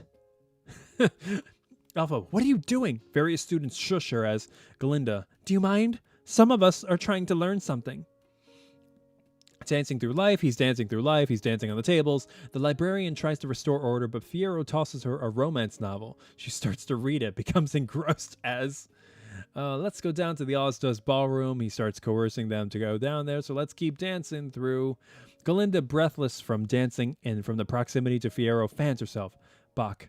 Glinda? He offers her a handkerchief. Not a handshake. She takes it, dabs her face, then offers it back to him. He shakes his head. Keep it. I've got many. I cry a lot. Bach immediately regrets this admission, gathers his nerve. I hope you'll save a dance for me tonight. I'll be right there, waiting, all night. Glinda, oh, that's so kind, Bick. Technically, it's Bach. Glinda hesitates. She doesn't want to hurt his feelings, but just then, Glinda notices Nessa at the other end of the library. You can tell what they really find important with the underlining. And a light bulb goes off. But you know what would be even kinder? Pointing to Nessa. See that tragically beautiful girl, the one in the chair? It seems so unfair. We should go on a spree and not not Gee. I know someone would be my hero if that someone were to go invite her. Oh, man. If you know, you know. Yeah, that's true. Jay, there's so many bits of foreshadowing in here, and I love it. Maybe I could invite her. Oh, Bick, you would do that for me? I would do anything for you, including marry another woman. Kind of self-defeating, but okay. Bach rushes off. Glinda exhales, relieved. She turns. There's no Fiero watching her. Or there's Fiero watching her, appreciating her moves. You're good. I love how the description is game recognizes game. It was nothing. I love helping others. Oh, and I happen to be free tonight. After all, now that we met each other, it's clear we deserve each other. You're perfect, so we're perfect together. Born to be forever, dancing through life. Glinda and Fiero exit the library together. Scene 43 omitted. I'm assuming that's where they passionately make out. 44, interior, Shiz University Library, another part continuous. Elphaba, annoyed, picking up scattered books, glances up to see Bach waving goodbye to a beaming Nessa Rose. Elphaba goes over to her. Nessa turns to her in happy shock. That perfectly adorable Munchkin boy finally asked me out. Oh, Nessa. I had a feeling Averick was interested. Who? Oh, no, not Averick. Bach! Oh, Elphaba, he's everything I ever wanted. Well, good. I just thought. He said he was too shy to ask me at first, but then Glinda emboldened him. What? Glinda. But Nessa won't tolerate any more Glinda bashing. Don't you dare, ow, don't you dare say another word against her. I'm about to have the happiest night of my life, thanks to Glinda. Finally, for this one night, I'm about to have a fun night with this Munchkin boy Glinda found for me, and I only wish there were something I could do for her to repay her. Elphaba, see, we deserve each other, and Glinda helped to come true. We deserve each other, me and Bach. Please, Elphaba, try and understand. See, at least she got his name right, so she deserves him. Actually, no, he deserves her, she doesn't deserve him, and we understand why. Elphaba, seeing her joy, takes Nessa's hand, reminding us of that moment when little Elphaba held her baby sister's hand. That's a nice addition to the story. I like that description. I do. Off Elphaba, her surprise and emotion at Glinda's kindness. Scene 45 omitted. I don't know what that is. I'm guessing the librarian is still reading that romance novel and finding out that the love interest died, and now she's crying. 46. Exterior, Shiz campus, dormitories, evening. Inside each window, students prepare for a wild night. Interior, the girls' dorm room, evening. Glinda is being fastened into her party frock by Fanny as Shen looks through one of Glinda's many trunks. Glinda? Shen pulls out a tall, pointy black hat, holding it at a distance like it smells. Explain. Ew, what even is that? Glinda grabs the hat, laughs to mask her embarrassment. Oh dear, my granny makes me the most hideous hats. Off their judgy looks, I'd give it away, but I don't hate anybody that much. They just keep looking at her, a mischievous challenge. Oh no, I couldn't. Couldn't I? Could I? Suddenly, Elphaba enters with an armful of books. Fanny and Shen give a private smirk to Glinda. Then, well, we should go. We have to accessorize each other. See you soon. See you, Elphaba. They exit. Glinda turns, surprised to see Elphaba, still clutching her books, enter her territory. Glinda, Nessa and I were talking about you, and she takes a breath, puts down her alchemy books and magic books. On top of this stack is her notebook with sorcery seminar written on it. Glinda eyes with a stab of envy. Then, and we were just talking about you. How you should join us tonight. I don't follow. You join us at the Ozdust. I'm inviting you. Why? Because everyone will be there. And don't tell me you have nothing to wear. You could wear, let's see. She looks around, then holds the black hat out to Elphaba. This. Elphaba's taken aback. Glinda seems really sincere. Glinda, I mean, it goes with everything you own. It's really sharp. Yeah, black is this year's pink. Yeah, really evil Elwood stuff. Okay, Elphaba takes the hat thrown by this second unexpected show of generosity. Have I misjudged this girl? Exterior, Shiz, quad, night. Students, including Glinda and Fiero, all dressed for a night on the town, move stealthily through the quad. Night on the town, night under the lake, really. Exterior Shiz campus entrance courtyard night. The students hurry to the water's edge, pile into waiting boats, except Fiero. Fiero greets Bach like they're old friends to make sure Nessa gets safely into a boat. Glinda takes this in, falling a little in love. Exterior Shiz, Morrible's quarters, night. Elphaba hesitates, then knocks. After a beat, Morrible opens the door, dressed for a bed and surprised to see her prize student. Exterior, lakeside, forest, night. Fiero confidently leads the group along the lake's edge through the woods. As they pass some night-blooming flowers, Fiero leans down to a pink flower, politely. May I? The flower graciously dips its petals and he gently picks it, presents it to Glinda. She is blown away. The group follows Fiero towards a giant lotus leaf with a large turtle stands beside it. The turtle sees Fiero and immediately holds out a paw. They shake, and the turtle snaps onto an enormous lotus leaf and pulls it back, revealing a door. We didn't see any of this in the movie, I guarantee that part. A door. Fiero tosses the turtle a coin. Bing! And the impressed students follow him. Glinda and Nessa trading excited looks as they move through the door into darkness. It's dark. Led by Fiero, Glinda, Bach, Nessa, and the others make their way down into... Scenes 51 through 52 omitted. What the hell did he make their way into? And anyway, they find their way into the Ozdust that night.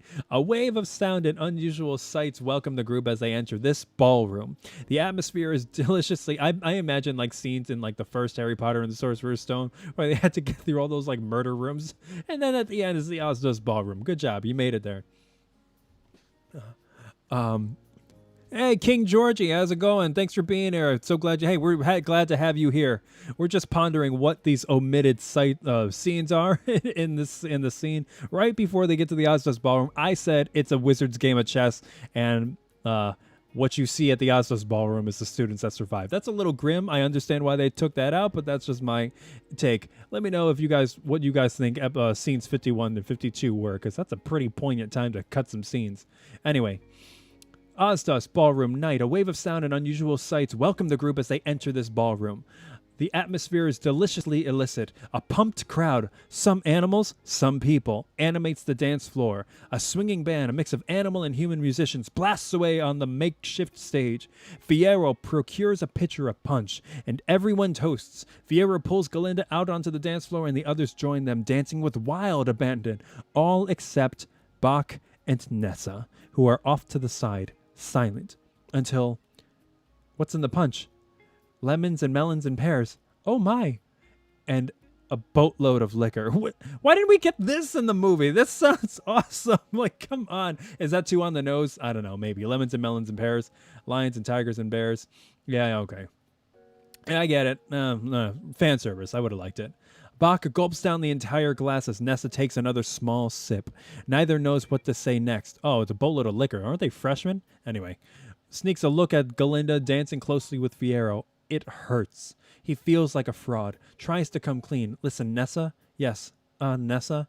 I've got something to confess. A reason why I asked you here tonight. Yep, he starts singing. Oh, Bach, I know why. Yes, it's because I'm in this chair. You felt sorry. Sorry for me. Well, isn't that right? No. No. I don't feel sorry. You're great. I just asked you because he looks at Glinda. And then, just then, she kisses Fiero for the first time. Because, what are they going to say? His motivations are here. Bach turns to Nessa, but he can't bring himself to tell her the whole truth. Because you are so beautiful. Oh, Bach, I think you're wonderful, and we deserve each other. It's our chance. We deserve each other. Glinda and Fiero dance past Bach, and Bach was never genuine ever again. He's pretty much gone. You know what? Desperate to overcome this heartache, he turns to Nessa. Let's dance. What? Let's dance. He pulls her onto the floor and they dance. It's an exuberant and joyous. Nessa is having the time of her life.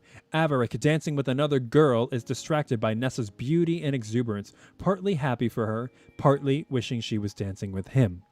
Glinda clocks Bach and Nessa, happily dancing, relieved of everything worked out. Thanks to me. Exterior, lakeside forest.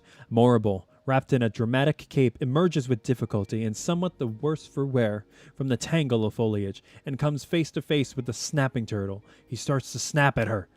But she draws herself up and glares at him, and the turtle folds like a cheap suit. Interior, the Ozdos, same. A song ends. Everyone on the dance floor applauds. Just then, Morrible appears. Our group stops in their tracks. Morrible approaches a stunned Glinda. You. Glinda is frozen with fear, but also a little tipsy. Me? Morrible takes her hand, leads her away as, the rest of you can go on doing whatever this is. The others breathe sighs of relief as Glinda, with an anxious backward glance to her friends, follows Morrible to a private nook nearby. Glinda regards her idol, and, due to the tipsiness and fandom, can't hold back. Madam Morrible, you are... No, seriously. I admire you so enough. Morrible reaches into her cape, pulls out a wand. A magic wand? It's so small. It's a training wand. Oh, madam, how can I express my gratitude? It's my heart's desire to become a sorceress. Thank you for having faith in me. I have no faith in you, dearie. This was your roommate's idea, not mine. Galinda's confused. I'm confused. Miss Elphaba has requested that I include you in our sorcery seminar. She insisted I tell you this very night, or she would quit. She did? But why? I'm a sorceress, not a mind reader. I have no idea why, but I cannot risk losing her. So, here I am. Morrible regards Glinda, tries her best to be kind. My personal opinion, dear, is that you do not have what it takes. I hope you will prove me wrong. I doubt you will. You might want to thank her. She's on her way. Suddenly, Glinda is stone cold sober. What? It is a toy wand, Jay. Well, you invite her, or it's the equivalent of Ron's wand in Chamber of Secrets, where it's like, I'll eat slugs, Malfoy. Well, you invited her. Looks around, mutters, I need a drink. Morrible sweeps away. Glinda starts back to her friends, stops short, seeing Glinda, a guilt-ridden whisper. Oh no. Elphaba appears in the entryway, wearing the black pointy hat, and is at that moment I will... Hold on. We are going 0 sugar vitamin water now to keep this party going. That's my energy drink for now. Can you even count it as an energy drink? It doesn't have any caffeine in it, and this doesn't have any sugar in it, so maybe it's just a drink. I don't know. Elphaba appears in the entryway wearing the black pointy hat. There's a ripple of reaction as others spot her, snickers and whispers. I've been waiting to read this scene because I was so interested in seeing how they flesh this out, because this isn't what they do in the show. The students stop dancing, stare, point. Even the musicians stop playing, staring at the weird green girl in the ridiculous eyesore of a hat. Elphaba takes in the reaction around her, realizing she's been tricked. She yanks the hat off, locks eyes with Glinda, who stares back at her, flooded with remorse. Elphaba starts to leave, but then she suddenly strides angrily to the center of the dance floor and defiantly slams the hat back on her head. Backing away, Nessa whispers to Bach, I can't watch. Elphaba starts to slowly dance by herself, in an idiosyncratic manner, all on her own. This thing and whatever she does. Anyway, I'll say this as much. If she did Cotton Eye Joe, I would have so much more respect for her. With no music. I'll say this as much. That's a good thing. Let me know in live chat, what music would you have had her dance in her head to? Or what dance would you have her do? Would it be Cha-Cha Slide, Cotton Eye Joe, Cupid Shuffle? Of course she does. Or I'll say Fiero. I'll say this much. She doesn't give a twig what anyone thinks. Glinda. Of course she does. She just pretends not to. I feel awful. Why? It's not like it's your fault. Glinda looks at him, then hands him the wand and crosses to Elphaba, still dancing alone. Glinda taps her shoulder. May I cut in? I like in the actual scene, there was no dialogue after she stepped in. It was just, everything was read with the looks and the motions. And that's probably what they felt when they saw this. They probably just edited that out because it spoke a lot more, just the actions. Elphaba turns. Glinda hesitates, then as best she can imitates Elphaba's unique moves. The musicians start up again, matching her moves. Elphaba watches coldly, but as Glinda continues to dance in Elphaba style, it becomes an offering of friendship, and that's exactly what we saw. As Glinda dances, she whirls and comes face to face with Fanny and Shen. Disgusted, they whisper, "What are you doing? Stop!" Glinda hesitates, but then she turns her back on them and returns to Elphaba. The two roommates dance together. It's fluid, interconnected, inspired. Other students gradually pick up the moves until everyone, even Fanny and Shen, are dancing, Elphaba style. Nessa, Bach, Fiero join Glinda and Elphaba, and suddenly the 5 of them are dancing together as though they'd known each other all their lives. Okay, so they don't say anything about them embracing or hugging or crying, and maybe that was added in later, but oh my god, if like you were to point out anything different from the show itself to the movie, it's this scene right here and how they fleshed it out. I was bawling when this was happening. Go and watch the reaction. That was a mess. Everybody starts singing, dancing their life. Okay, interior Shiz, girls' dorm room later that night. Elphaba shrugs out of her clothes. Glinda brushes her teeth at the wash basin as they continue bonding. That was your first party. Ever? Elphaba yanks her worn nightgown over her head. Do funerals count? Glinda takes the pink flower Fiero gave her from her hair, places it carefully in a glass of water. The girls flop on Elphaba's bed, regard each other. I couldn't remotely sleep. Me neither. I know. Okay, let's tell the other something we've never told anyone. I'll go first. Fiero and I are getting married. He asked you already? Oh, he doesn't know yet. Now, you tell me a secret. Like what? Like, why do you sleep with this little green bottle under your pillow? Give that back. Come on, tell me. A beat. Elphaba manages to control her emotions. It was my mother's. That's all. Elphaba grabs the bottle, shoves it back under the pillow. Well, that's not fair. I told you a really good one. Glinda stares and crosses to her side of the room and turns on her pink light. It's purple. Same, close enough. Elphaba rises and moves to Glinda's side. After a beat. My father hates me. Glinda gasps. Elphaba's amused. That's not the secret. The secret is, he has a good reason. It's my fault. What? What is? That my sister is the way she is. When our mother was carrying Nessa, our father began to worry that the new baby might come out green. Elphaba nods. She's never spoken about this to anyone. He was so worried, he made our mother chew milk flowers day and night. Only it made Nessa come too soon with her little legs all tangled. And our mother never woke up. Glinda takes this in.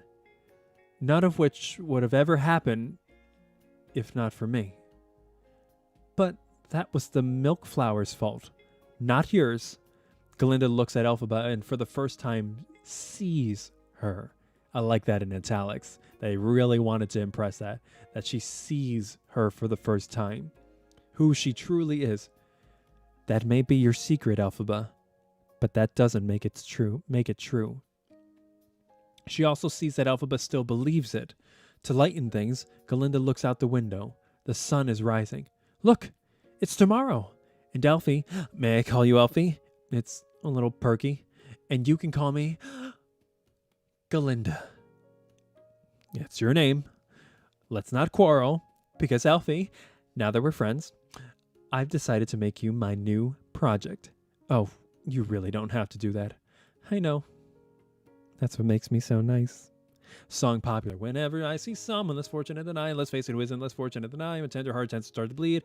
Okay, now she starts getting happy. She's removing Elphaba's glasses. She puts Elphaba's glasses back on her because she didn't like it.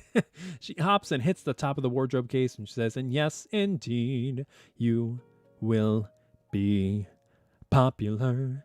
You're gonna be popular. Pop her poise when you talk to boys and little boys flirt and flounce. I'll show you what shoes to wear and how to fix your hair.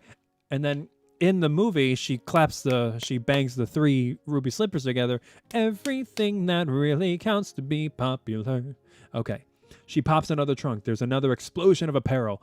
'Cause you've got an awful long way to go. Glinda shines a bright light in Elphaba's face like a police interrogation. Examines her complexion with a magnifying glass. Glinda opens more trunks and bags, revealing more and more clothes, shoes, accessories, and scary beauty devices. Some beauty devices are scary. Have you been in Sephora? Oh my God, it's like Mad Max in there for me.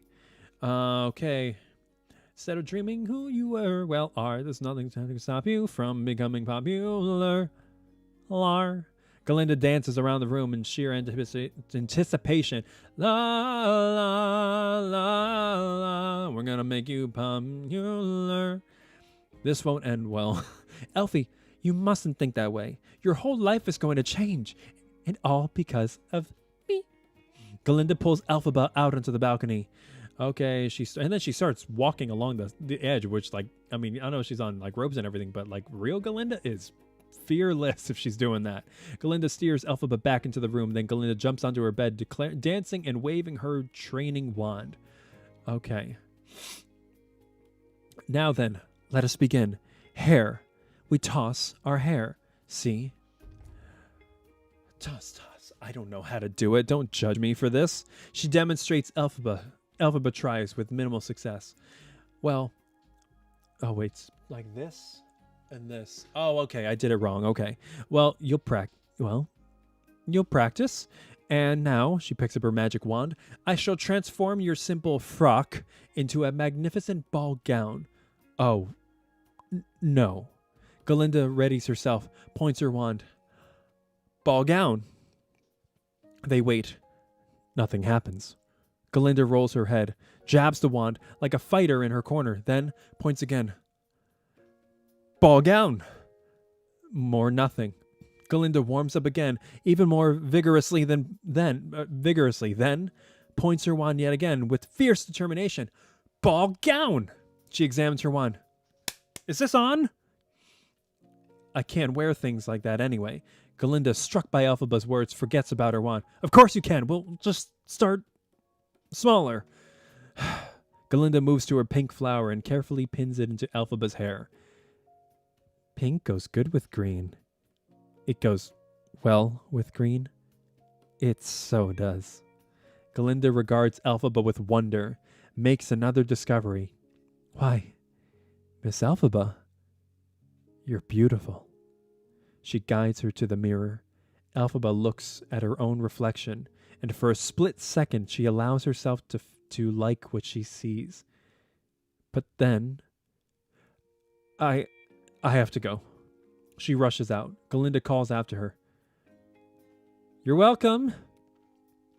And though you protest your disinterest, I know clandestinely you're gonna grin and bear it, uniformity. La la la la, you'll be popular. The rising sun turns Glinda's silhouette pink as she triumphantly climbs her tower of luggage. Just not as quite as popular as me. Boom. Okay, exterior Shiz, quad near dining hall, day. Glinda breezes off with her friends. When the coast is clear, Elphaba peeks cautiously out from an archway, sees more students coming towards her. Self-conscious, Elphaba ducks back into the archway, takes a breath, then, certain she's alone, she tries some covert hair tossing. Fiero, off-screen. You've been Glindified. She whirls around. There's Fiero, studying her. You don't need to do that, you know. Before she can summon a snappy response or any response, he saunters off. Off Elphaba, discombobulated by this. Elphaba montage various locations. Elphaba enters the dining hall, self-conscious to see Glinda, Nessa, Bach, and Fiero all seated together in animated conversation. Without skipping a beat, they all make room for her to sit. Elphaba looks at Glinda, who smiles. See? Elphaba gives her best hair toss, and they all crack up. As before, Elphaba's laugh is a distinctive cackle. I don't remember this part. Did we have this part? I don't think so. We hear a new needle drop version of Dancing Through Life. It's coming from an Ozian radio. The five friends sit around a cackling campfire. Nessa helps Bach toss kindling on the fire, crackling in the fireplace. Glinda and Elphaba laugh until they cry. Fiero is immersed in one of Elphaba's books. Elphaba takes notice. The song and the montage continues. In the quad, Bach leads the friends through throngs of students. In the woods, Elphaba, Fiero, and Nessa continue to follow Bach. Glinda, in high heels, can't keep up. Elphaba circles back, pulls off Glinda's shoes. Glinda sprints off after her friends, with a few backward glances at her abandoned heels. A secluded clearing. Bach leads them to a huge rotting tree. The friends look around, then back to Bach, puzzled. Why have you brought us here? In answer, Bach pulls out an axe. Oh, maybe that would have been too on the nose because he pulled out an axe. Bach the woodsman. Later, the dead tree is partly cleared. Fiero takes off his shirt. Okay. All right. Wow. Bach takes off his shirt. Wow. Reveal, Nessa, Elphaba, and somewhat distracted by Fiero, Glinda, as the three girls chop and haul away the rest of the tree. Library. They're at one table, leaves still stuck to their hair and clothes. Elphaba studies. Nessa shares her notes with Bach. Glinda is studying an enormous tome, but there's a fashion magazine hidden inside. Fiero's asleep. That same forest area, a badminton-type net strung between two trees. Nessa slams an amazing shot. Wow. Okay. Well, we didn't get any of these scenes of everybody just being blissfully happy. Picturesque hillside. As the sun rises, the tribe trudge up a hill. Glinda now wears a pair of Elphaba's boots. Elphaba stumbles and a hand reaches out to help her. It's Nessa. Elphaba takes it. The sisters' eyes meet and all five burst into song. All of our life we'll be together, five friends forever, me, you, and you, and you, and you. Such a quintet. There's never been yet. Bring on life and watch us dance on through. Okay. They see a field of poppies. Excited, they link arms one by one. Oh my god, that's really Wizard of Ozzy. End montage. Interior Dillamond classroom day. This is where we pick up. Okay. The tribe enters. Various students are already standing there chatting before class. All at once, Dillamond rushes in. Elphaba goes to him, holds out a bunch of poppies. Dr. Dillamond, I picked some poppies for you. But Dillamond ignores the poppies. Not now, Miss Elphaba. Please, everyone, take your seats. I have something to say, and very little time. Surprised by his urgency, the students quickly take seats. The tribe sits in one row together. My dear students, this is my last day here at Shiz. You see, animals are no longer permitted to teach. Elphaba rockets to her feet. What? It's all right, Miss Elphaba. I'll be all right. Suddenly, a whistle blast. Elphaba and the others startle. Two uniformed guards enter. They're followed by the Shiz University president and an anxious Miss Cottle. Students, remain calm, please. There's no cause for alarm. Which I thought about that. I was like, why would two guards enter? And as soon as you say there's no cause for alarm, two guards just kind of take away your teacher. But whatever. What is this? What's happening? As the guards approach him. Don't worry. They can take away my job, but I shall continue speaking out. Come on, goat. Elphaba rushes up to the president and Miss Cottle. You can't permit this. Miss Elphaba, I'm afraid it's out of our hands. But as the guards start to lead him away, Dillamond calls out, Listen to me. You're not being told the whole story. The guards shove him. Dillamond's spectacles fall to the floor. The guard's boot is about to crush him. Elphaba grabs the spectacles just in time, starts after him. Dr. Dillamond! But the president blocks her, and Dillamond is led away. Elphaba turns in desperation to the other students. Are we all just going to sit here in silence? That's quite enough, Miss Elphaba. Take your seat. Elphaba stands there. The poppies she picked for Dillamond still clutched in her hand. Glinda goes to her and gently leads her to her seat as... Students, your new history professor has prepared a special presentation. Professor Nikitic, somber human, enters. He carries a rectangular cloth-covered package, pushes Dillamond's vase of poppies roughly to one side, and places the package on Dillamond's desk. The package shakes slightly on its own. The students lean in, forward, curious. Good afternoon, students. Good afternoon. Good afternoon. In times such as these, it behooves us all not merely to study the past, but to look to the future. Nikitic pulls the cloth off with a flourish, revealing a small cage with a lion cub inside. This is called a cage. Elphaba's eyes widen in horror and shock, but the other students coo, charmed. Aww. The cub trembles, hisses, bearing teeth, sharp, tiny teeth. This remarkable innovation is for the good of all Oz, as well as for the animal's own good. You see, if it's so good, why is he trembling? Glinda catches Elphaba's eye. Shh! As he's just excited to be here. Elphaba turns to Nessa, who looks back, imploring her, Don't make a scene. One benefit of caging an animal this young is he will likely never learn to speak. The students murmur, intrigued. Oh no. Now, the dimensions of the cage will vary depending on the animal's size, but here is the basic design. As Nikitic draws on the chalkboard, Elphaba surveys the other students in furious disbelief. They're listening, avidly, dutifully taking notes. Elphaba, can you imagine a world where animals are kept in cages and to never speak? What are we going to do? Fiero, we?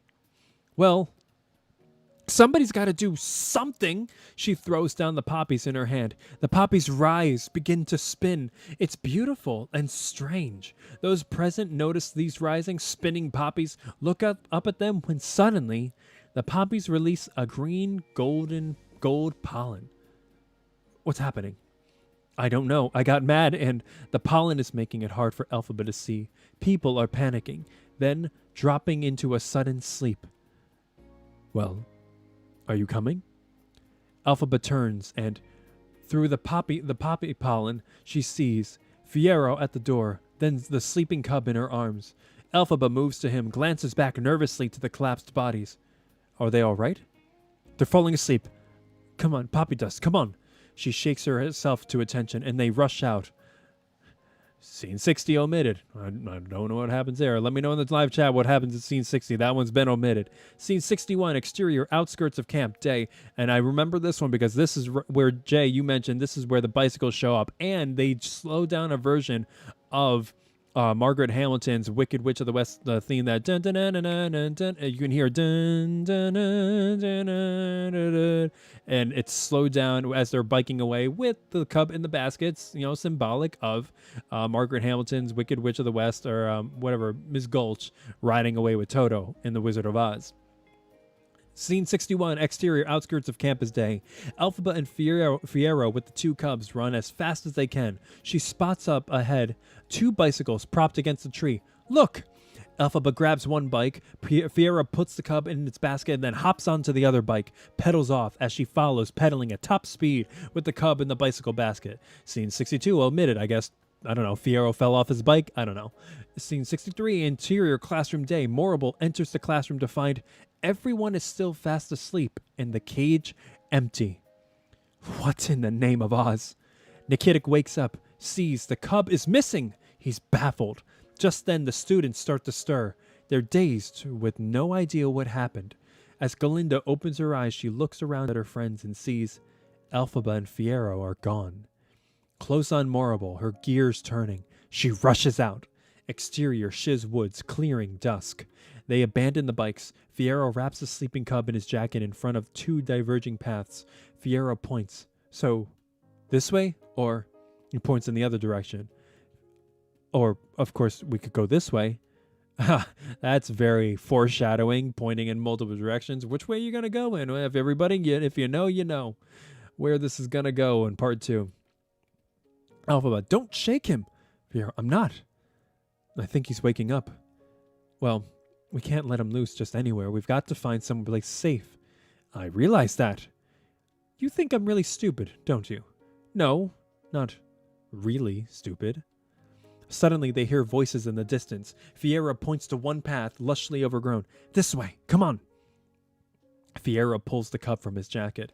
Elphaba leans close to check the cub, but it trembles and draws back, afraid. You don't need to be scared of me. Fiero gently puts the frightened cub down. As Elphaba studies it, concerned, Fiero studies her. Why is it you're always causing some sort of commotion? I don't cause commotions. I am one. That's for sure. So, I should just keep my mouth shut. Is that what you're saying? No, I'm not saying. You think I want to be this way? You think I want to care this much? I just meant, you think I don't know how much easier my life would be if I didn't? Do you ever let anyone else talk? Oh, sorry. But can I just say one more thing? I think you are. You could have walked away back there. So no matter how shallow and self-absorbed you pretend to be, excuse me, there's no pretense here. I happen to be genuinely self-absorbed and deeply shallow. No, you're not. Or you wouldn't be so unhappy. She looks at him and sees him. There's that italic sees again. He's suddenly uncomfortable. She broke right through him in that scene, and we could all feel it in the audience too. Fine. Look, if you don't want my help... No, I do. She grabs his arm. It's a charged moment. She quickly lets go, turns back to the cub, covering. His heart is pounding. I didn't mean to frighten him. What did you mean to do back there? And why was I the only one you didn't do it to? They're looking at each other. You're bleeding. I am? It must have scratched you. Fiero nods, staring at her. Yeah. Or maybe it scratched me or something. Elphaba reaches out to touch his face. Fiero abruptly moves. I better get to safety. I mean, the cub. Yeah, of course. Get the cub to safety. He runs off with the cub. She instinctively starts after him. Fiero. Song, I'm not that girl. Hands touch. Yeah, looks down at her hand, the hand that touched his face. Hands touch, eyes meet, sudden silence. Yeah, she's not that girl. Elphaba leans on a branch and it bends along with her, dipping her as if it's her dancing partner. Determined to return to reality, Elphaba starts back. Exterior outskirts of Shiz campus. She still sings. She's still creeping on him. Exterior Shiz quad night. Elphaba enters the quad, and suddenly there's Fiero coming towards her. On Elphaba, her heart leaps, but then she sees Glinda hurrying towards him. Elphaba ducks behind an archway, watching as they embrace, forcing herself to look, to accept. She doesn't wish, don't start. Wishing only wounds a heart. I wasn't born with all the rose and pearl. There's a girl I know, he loves her so. But he doesn't. Elphaba watches covertly as, across the quad, Fiero and Glinda meet up with Bach and Nessa. The two couples go off together, and she lets go of the dream of being like them. God, that's so sad. Elphaba turns and heads in the opposite direction, alone. Fade to black. Scene 66 omitted. I don't know. Like, what happens in scene 66, guys? Does she just go home and just beat the shit out of her pillow in a dorm room? I don't know. We hear over black, Miss Elphaba, come at once. Exterior Shiz, entrance, courtyard, balcony, day. Elphaba and Glinda burst through the doors of Madame Morrible's quarters over the balcony. Their POV, below on the lawn, an excited crowd is gathered, and in the middle of it stands a beaming Morrible, who spots Elphaba on the balcony, motions to her. The girls rush down to Morrible, who point. Miss Elphaba, look! Elphaba and Glinda look up to see, in the sky, a miniature hot air balloon, with the words, Omaha State Fair painted on the side, attached to a tiny basket. As it gets closer, they hear the tinkling of a music box. Elphaba looks from the little balloon back to Morrible. I finally heard back from the wizard. And look! The music box tune slows down as the little balloon lands at Elphaba's feet. Glinda and Elphaba exchange a look of total wonder. The student onlookers are riveted. Elphaba kneels down to examine it and sees, nestled in the balloon's basket, a bright green envelope. It reads, For Miss Elphaba Throp, in exquisite calligraphy. As the students jostle each other and lean in, Glinda is pushed aside. She stands at the back of the crowd. For the first time, different show, sorry. She's not the center of attention. Elphaba opens the note and reads aloud. His Royal Osness, the wonderful Wizard of Oz, summons you most ceremoniously to his personal palace in the Emerald City. Elphaba squints to read the fine print. This invitation is non-transferable. Oh, madam. This news ripples through the students, including Fanny and Shen Shen. Morrible picks up the hot air balloon. There's a crank attached to the music box. Morrible winds it back up and sends it back into the air as Fanny, Shen Shen, and other students surround Elphaba, congratulating her. Elphaba is giddy. It's like her fantasy. Morrible pulls her aside, speaks quietly, confidentially. This is your chance to make it good. Of course you'll have to prove yourself first. Prove myself? Prove yourself worthy, dearie. This is the Wizard of Oz. If he's going to grant your heart's desire... But prove myself? It's too soon. I'm not ready. Don't be so pessimistical. You'll find a way. I have faith in you. As Elphaba takes this in, it starts to rain. Glinda makes her way through the crowd of students over to Elphaba, just as Morrible, protective, hastily opens an umbrella, holds it over Elphaba. Mustn't let you get wet, not when you're on the cusp of greatness. Morrible makes a few bold sorceresy gestures, and the rain stops instantly. Elphaba and Glinda and the students are stunned, then impressed. What did Madame Morrible just say? That Elphaba mustn't get wet. Glinda looks at Elphaba. We didn't hear that part either. I mean, maybe that might be a little on the nose. We'll see.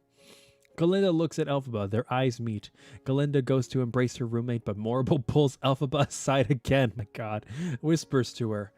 My powers are purely meteorological. I can stop and start rain, make a bit of wind, but you, dearie, I believe. Morrible regards Elphaba with motherly pride, then gently tilts Elphaba's chin up till she meets her gaze. Your powers could be, Elphaba hardly dares say it, unlimited. Now you're off to make the wizard. Make me proud. I will. I'll try.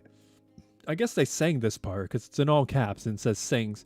And there you'll finally be the wizard and I. Okay. Wizard and I reprised that they didn't add in. Exterior train station platform day. The train that they used for this was a practical train and it was beautiful. I love practical sets like that because it shows the scope of the actual project. And that's exactly what we want if we're making this from stage to screen. We want to see the scope that we can't do on the stage.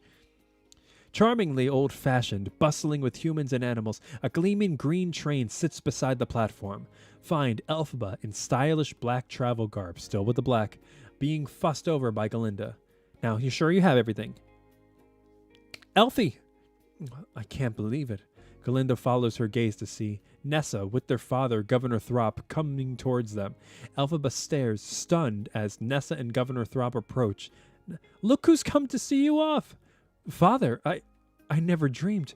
Now Elphaba sees Dulcibert, her former nanny. Oh, we didn't see Dulcibert either. What the hell? Justice for Dulcibert, come on. And Dulcibert, how are you? Dulcibert starts to reply, then gives Elphaba a bear hug instead, just as Madame Morrible joins them, breathless. Oh, because they can't speak anymore. Oh, that's more heartbreaking.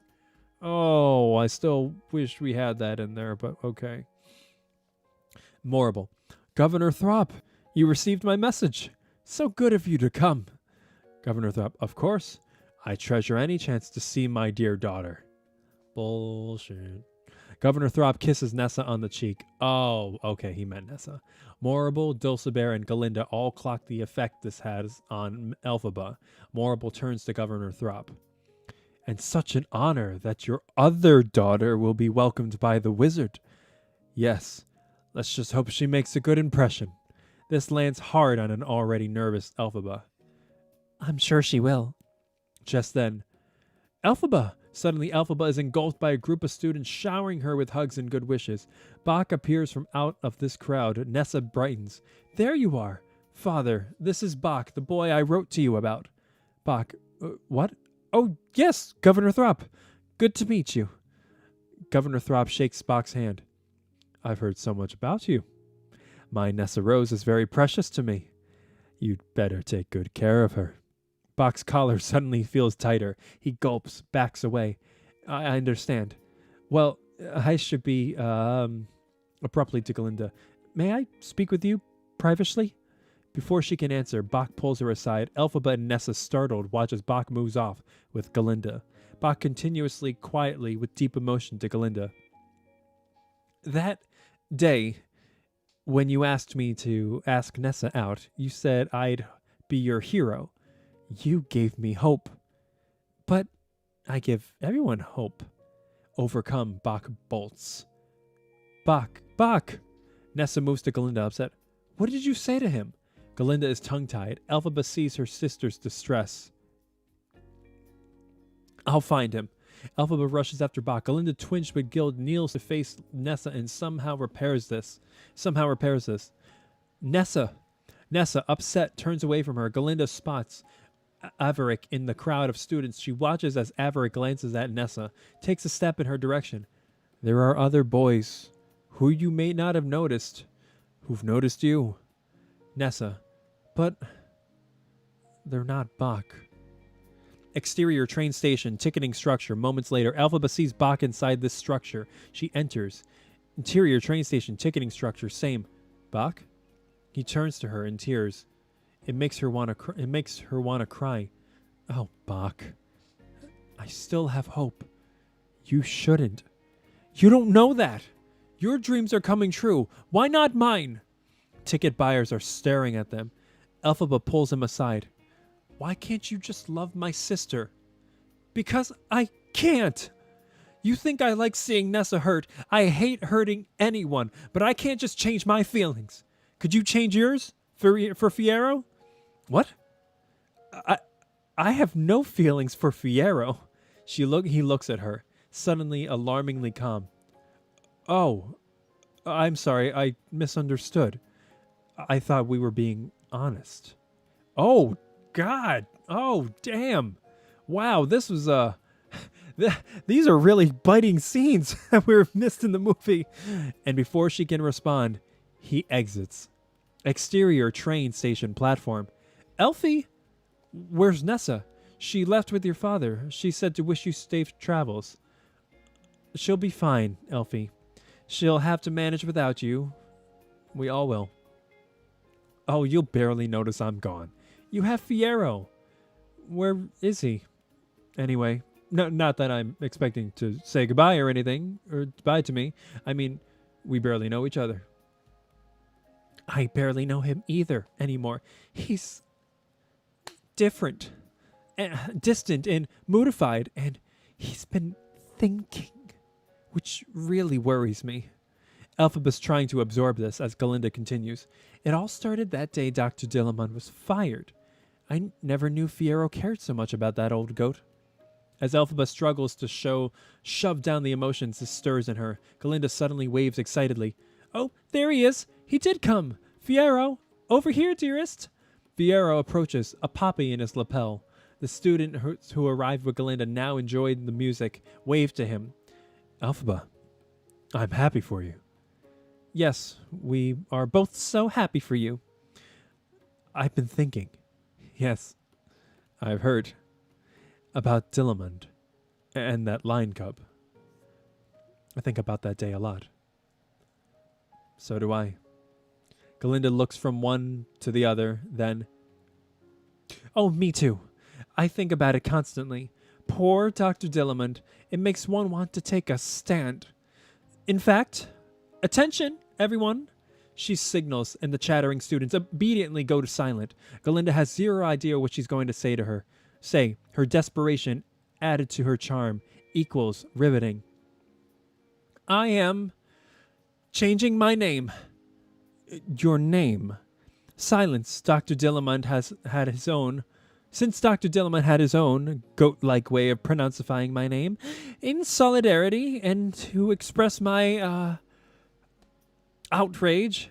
Both Fiero and Elphaba watch her in amazement as Glinda continues loudly in a desperate bid for Fiero's attention. I will henceforth be known no longer as Glinda, but simply as Glinda. Elphaba's jaw drops in shock. Then applause from the students as well as random travelers who overheard. She's so good. She so is. In the very back of the station, find Morrible, watching from afar and registering the power Glinda has to charm and affect a crowd. Then she turns and moves off. Interesting. I don't know if we got that shot, did we? Kind of prepping her up to be the good witch. Glinda turns to Fiero, hopeful, but he's backing away. Very admirable, Glinda. Fiero awkwardly thrusts the poppy at a disconcerted Elphaba. Elphaba, good luck. Elphaba takes the flower from him. Neither knows what to say. Then Fiero rushes off as the other students call out with admiration to Elphaba. Good fortune, Elphaba! Our best to the wizard! Don't forget us! They follow Fiero. Glinda, devastated, turns to Elphaba. There! You see? Elphaba is flooded with both compassion and secret guilt. Don't cry, Glinda. It's Glinda now. Stupid idea. I don't even know what made me do it. It doesn't matter what your name is. Everyone loves you. I don't care. I want him. I don't even think he's perfect anymore, and I still want him. This must be what other people feel like. How do they bear it? As we hear, all aboard for the Emerald City! Unlimited! Unlimited? I didn't know there was that. Glinda hastily wipes her tears. Come on, you'll miss your train. Elphaba steps on board. Oh, I almost forgot. Glinda hands her a small guidebook. Elphaba reads the cover. If you have just one day in the Emerald City. She looks back at Glinda, visibly touched. Now don't you cry. You're going to have the wonderfulest time. The locomotive begins to slowly chug forward. Glinda walks beside it, tears in her eyes, watching Elphaba. A beat, then, come with me. Glinda is now almost running beside the train. What? To see the Emerald City and meet the wizard. But, come on! Glinda runs faster, grabs Elphaba's hand, then terrified, exhilarated, she leaps and Elphaba pulls her onto the train. Interior train, passenger car, same. The girls topple over breathlessly, laughing. As they get to their feet, brush each other off, Glinda pulls her friend into the grateful hug. Song, One Short Day. Interior train, passenger car, later. The girls sit next to each other, Glinda's perfect veneer now askew from her mad dash. Both girls look out the window. The train whistle blasts, and when Elphaba looks up, Glinda suddenly turns green. Elphaba stares at her in shock, then realizes that it's the reflection of the Emerald City shining through the windows. They've arrived.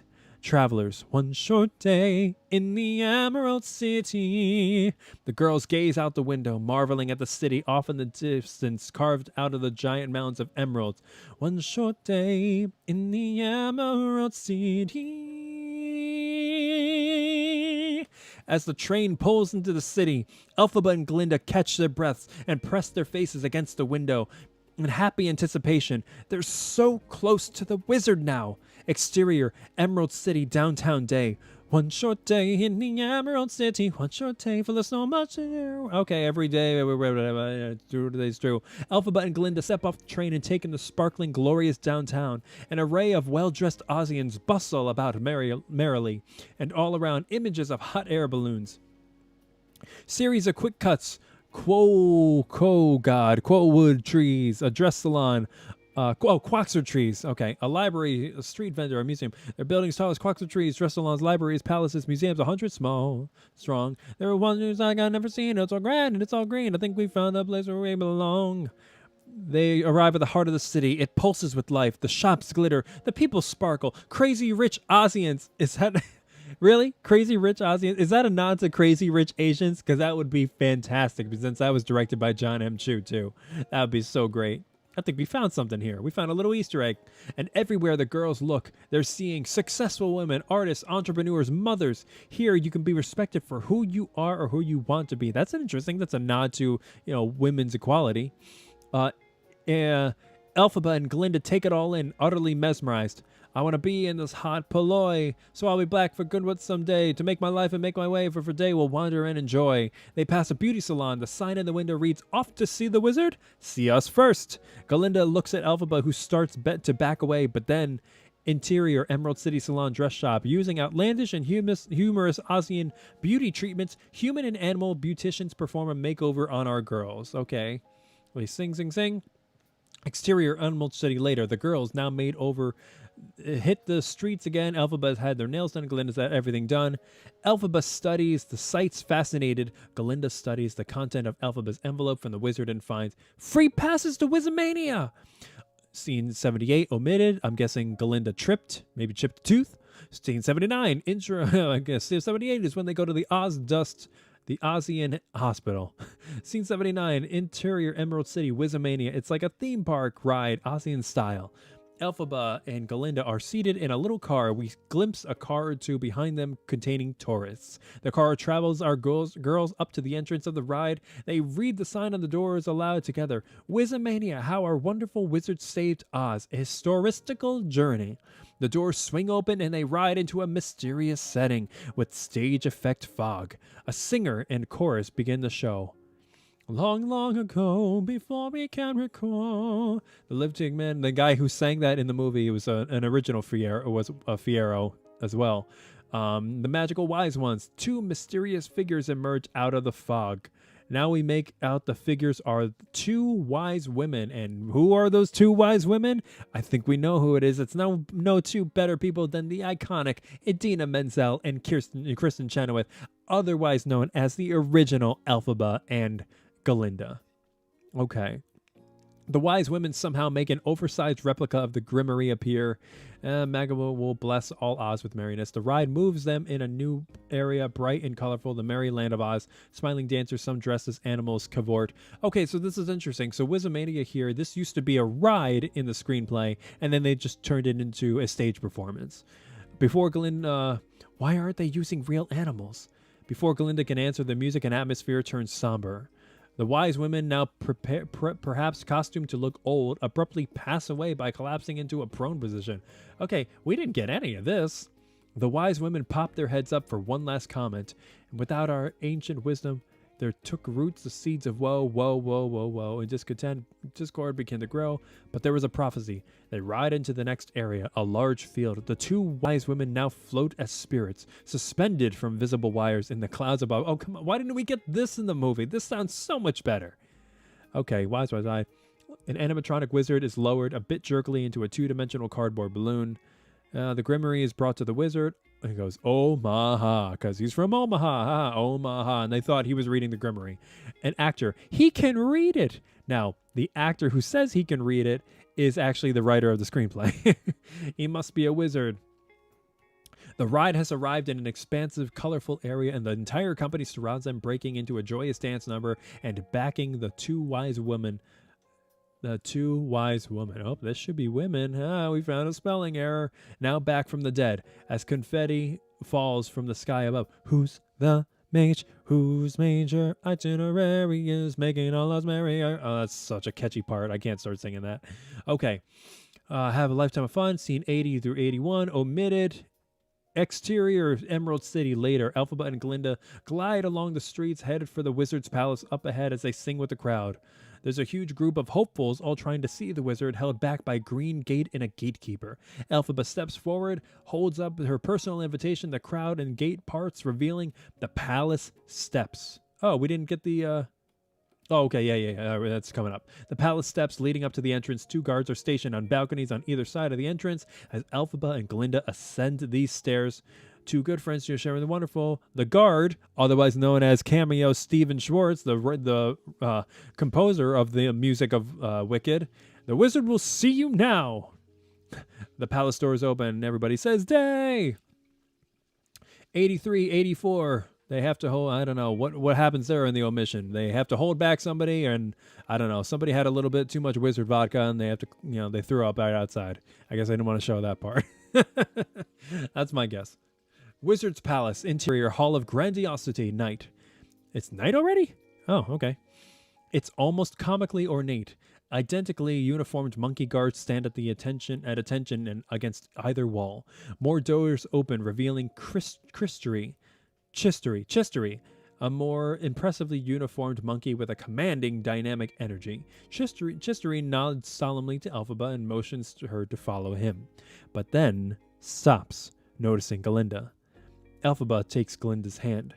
She's with me. Chistery hesitates, then nods again, giving his permission. Glinda shoots Elphaba a look of intense gratitude, and the girls look at each other in excited anticipation, then follow Chistery, drinking in the opulence as they move into.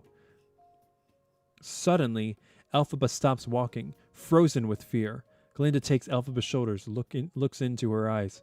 Listen to me, Elphaba Throp. You can do this. You can do anything. She holds out her hand. Elphaba takes it, gratefully, and they go forward together, turn the corner, then stop short. Interior, Wizard's Palace, throne room, continuous.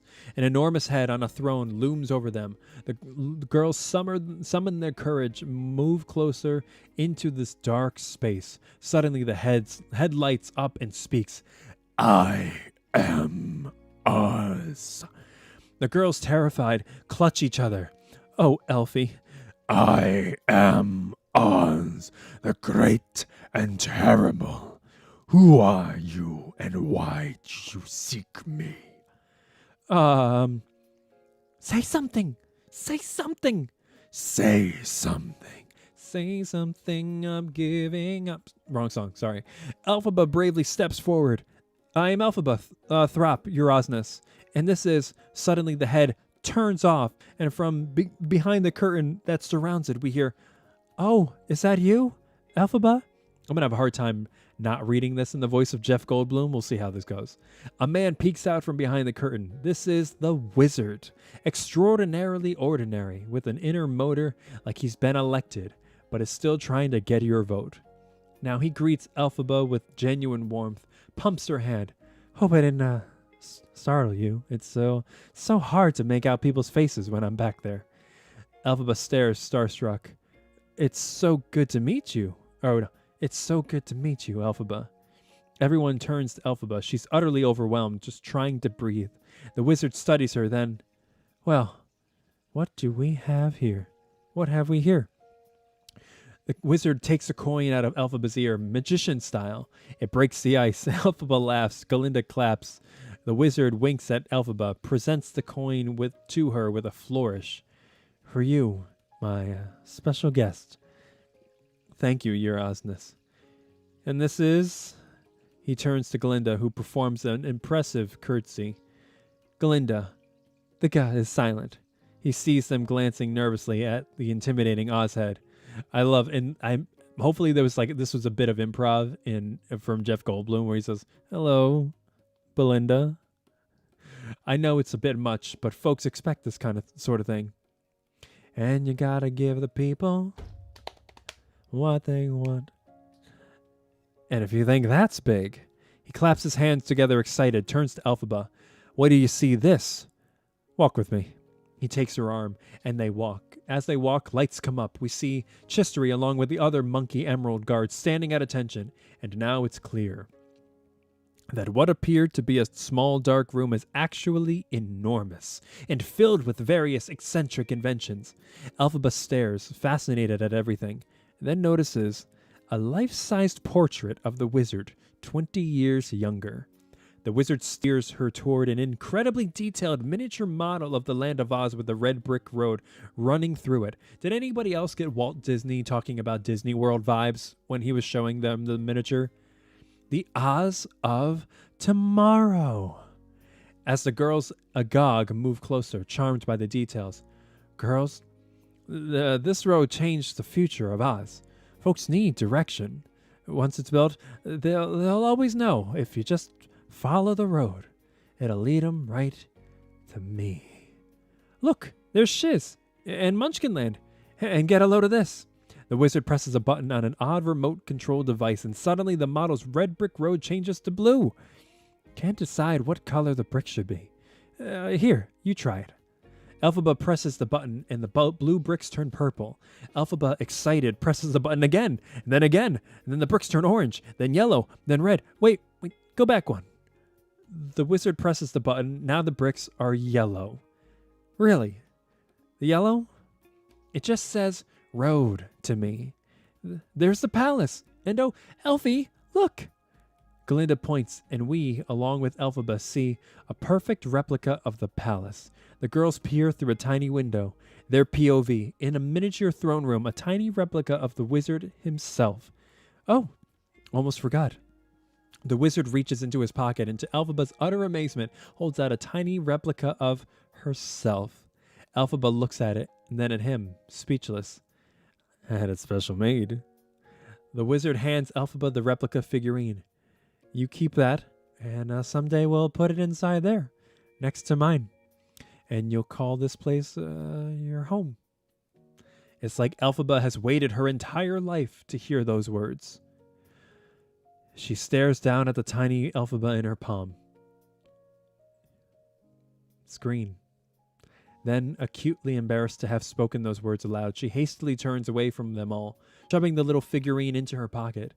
Then, feels something in there.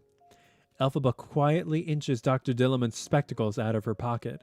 She stares down at them as we hear, well, it doesn't have to be. She just stares down at the goat's spectacles. The wizard speaks softly just to her. Is that your heart's desire? Elphaba places the spectacles back in her pocket, and turns coming face to face with her. No. My heart's desire is for you to help the animals. But, Elfie, Are you sure you don't want to ask for something more personal? But Elphaba cuts her off, continues to the wizard. Something bad is happening to them. They need you. I thought you might say that.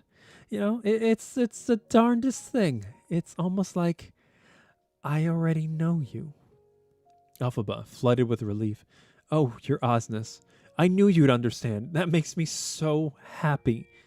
Well, that's what I love best. Making people happy. Song, a sentimental man. He's a sentimental man, guys. He's a sentimental man. Elphaba is now at ease, drinking in his every word. He wants to be a father. Well, you're in luck, buddy. As the wizard has been singing, he's led them back to the Oz head. As we notice, beneath the enormous head drapes at the wizard's signal, Chistery opens the drapes, revealing a plain wooden bookstand. On it, an impossibly old worn book, and we hear the Grimmery theme. Suddenly, from behind the steps of Madame Morrible. Oh, dearie, I couldn't miss your big moment. Neither could you, noticing Glinda, dryly. Neither could you, I see. I don't believe it. Is that the Grimmery? Both Elphaba and Glinda moved toward it, as if magnetized. Can I touch it? No. The wizard starts to lead Elphaba towards it, then stops. Wait, she might not be ready. Casting a spell from the Grimmery, that's a tall order. I should know. Elphaba freezes. Cast a spell? Where would she even start? You're right. We mustn't rush her. Perhaps today has been too overwhelming. Elphaba, her future at stake, wills herself to say, no. Let me prove it. Please. At least let me try. She waits, tries to breathe. The wizard seems to be weighing this. Then he looks over to Morrible, still uncertain, but Morrible nods. Elphaba moves closer and closer to the book, and then it opens itself to her. Elphaba, stunned, this mystical, time-worn entity seems to recognize her. Wants to be read by her. She looks back at Glinda, whose eyes are wide. The wizard and Morrible are equally stunned. The wizard turns to Elphaba. So, which spell will you start with? Well, we've been working on levitation. Have you? You know, Chistery here. You've met Chistery, leader of my Emerald Guards. Elphaba meets Chistery's penetrating gaze, is about to speak to him, but the wizard pulls Elphaba aside, speaks low. He'd never admit it, hates to talk about himself, but he watches the birds so longly every morning. Oh, but how could I ever... Elfie, look! They turn. Glinda is pointing in amazement at the Grimmery. Its pages are turning by themselves, a whirl of indecipherable symbols, until they stop at a page with a drawing of wings. Elphaba moves to it, gently touches the wings, then the mysterious symbols entranced. Are those words? A lost language. Our language of spells. As Elphaba moves closer to the Grimmery, don't be discouraged if you can't decipher it, dearie. I myself can only read a word or two, and that took years of... Elphaba, transfixed, begins to chant hauntingly at first. Ate, ta, te. Praise Oz! Oh, Elfie! The wizard and Morrible take each other's hands, thrilled. Glinda stares, proud of her friend, but also envious. And now Elphaba chants fluently, feverishly, as the symbols in the Grimmery begin to glow. The wizard, she can read it. What did I tell you? The chanting seems to emanate from so deep inside her that the wizard, Morrible, and Glinda involuntarily back away, stunned by this wild, fierce power she's channeling. But Elphaba becomes aware. Is that moaning? Then suddenly a yelp of pain? Elphaba turns around, startled, to see Chistery. He's twitching. Chistery, are you all right? Chistery tears frantically at his waistcoat, moans. Elphaba starts towards him, but Morrible guides her back. It's just a transition, dearie. Glinda, it's just a transition, but it's hurting him. Elphaba breaks free, rushes to Chistery. Chistery, what's wrong? Chistery groans, writhing, then his waistcoat rips open. Morrible and the wizard are now studying Chistery like two scientists. Glinda is silent, frozen, then Elphaba gasps as wings burst out of Chistery's back, and his new wings flap. Chistery rises off the ground for a moment before falling back down. Glorioski, you did it. You actually, he's in pain. Quick, how do I reverse it? Reverse it? A spell from the Grimoire can never be reversed. Did we not cover that? The sound of flapping wings drowns her out. Elphaba rushes past her towards the sound. Scene 87 omitted? I don't know. Maybe Elphaba trips? Scene 88, interior Wizard's Palace, Hall of Grandiosity, where she discovers the other monkey guards struggling, writhing, sprouting wings. Oh, no. No! Unable to control their new wings, the monkeys start to zoom into the air, careening like bats with no radar. Elphaba backs away, horrified. The wizard, Morrible, and Glinda appear startled, staring, amazed. The wizard and Morrible turn to each other, unable to hide their joy. I knew it. I knew she had the power. I told you. Glinda looks at Elphaba, manages to speak. That was astoundifying. It's what we hoped for. Eyes in the sky. Yes, they'll make perfect spies. Elphaba hears this, but can't make sense of it. Spies? The wizard turns to Elphaba and leads her back into interior Wizard's Palace throne room. You're right. That's a harsh word. How about scouts? They'll fly around Oz and report any seditious animal activity. Elphaba starts to put the pieces together. Seditious activity? Animal activity? What are you... I'm sure the wizard had a good reason. Elphaba stares at the wizard, realizing... It's you. You're behind it all. People turning against the animals. It's because of you. We're doing this to keep people safe. All of Oz will benefit. You've known it all along, from the moment you met me. Morrible immediately tries to reassure her. You will benefit too, dearie. You must trust me. Elphaba, when I first got here, there was a discord and discontent, and back where I come from, one knows the best way to bring folks together is to give them a really good enemy. Elphaba stares at both of them, seeing them with new eyes, and then almost against her will, she starts to understand that the two people she most admires used her. But if you wanted spies, why not just make them yourself? Elphaba opens a grimoire, then turns the book around to show him the page of indecipherable symbols. Read it. Cast a spell. Glinda gasps at Elphaba's insolence. Miss Elphaba, you are talking to the Wizard of Oz. You can't read this book at all, can you? Can you? The wizard walks slowly toward Elphaba, speaking gently to her as if calming a spooked horse. That's why you need spies and cages and an enemy. You have no real power. The wizard looks at Elphaba. No pretense, no guile. Exactly. That's why I need you. She looks back at him, horrified. Everything she's ever been taught, ever believed, crumbling. Think of your future, dearie. The wizard and Morrible move closer. The wizard and Morrible move closer and closer to her, and Elphaba's eyes darken with rage. Stay back! Elphaba's eyes darken with rage. Startled, Chistery, along with the two other monkey guards, flaps up to the ceiling. Elphaba stares up at Chistery, clearly frightened and in pain. She can hear the beating of the other monkey's wings from out in the hall. All of it, her doing. The wizard catches Glinda's eyes. Reason with her. Elfie, listen to them, please. That's good advice, young lady. He follows Elphaba's eyes up to the monkeys. If you can do this, first time out, why, there's no telling how far you can go. Elphaba has stopped backing away, and I meant every word about you having a home here. She's focused on the wizard with every fiber of her being. Is he persuading her? It'll be you and me and, hey, if it makes you happy, maybe even your friend here. Glinda's jaw drops. Her dream coming true?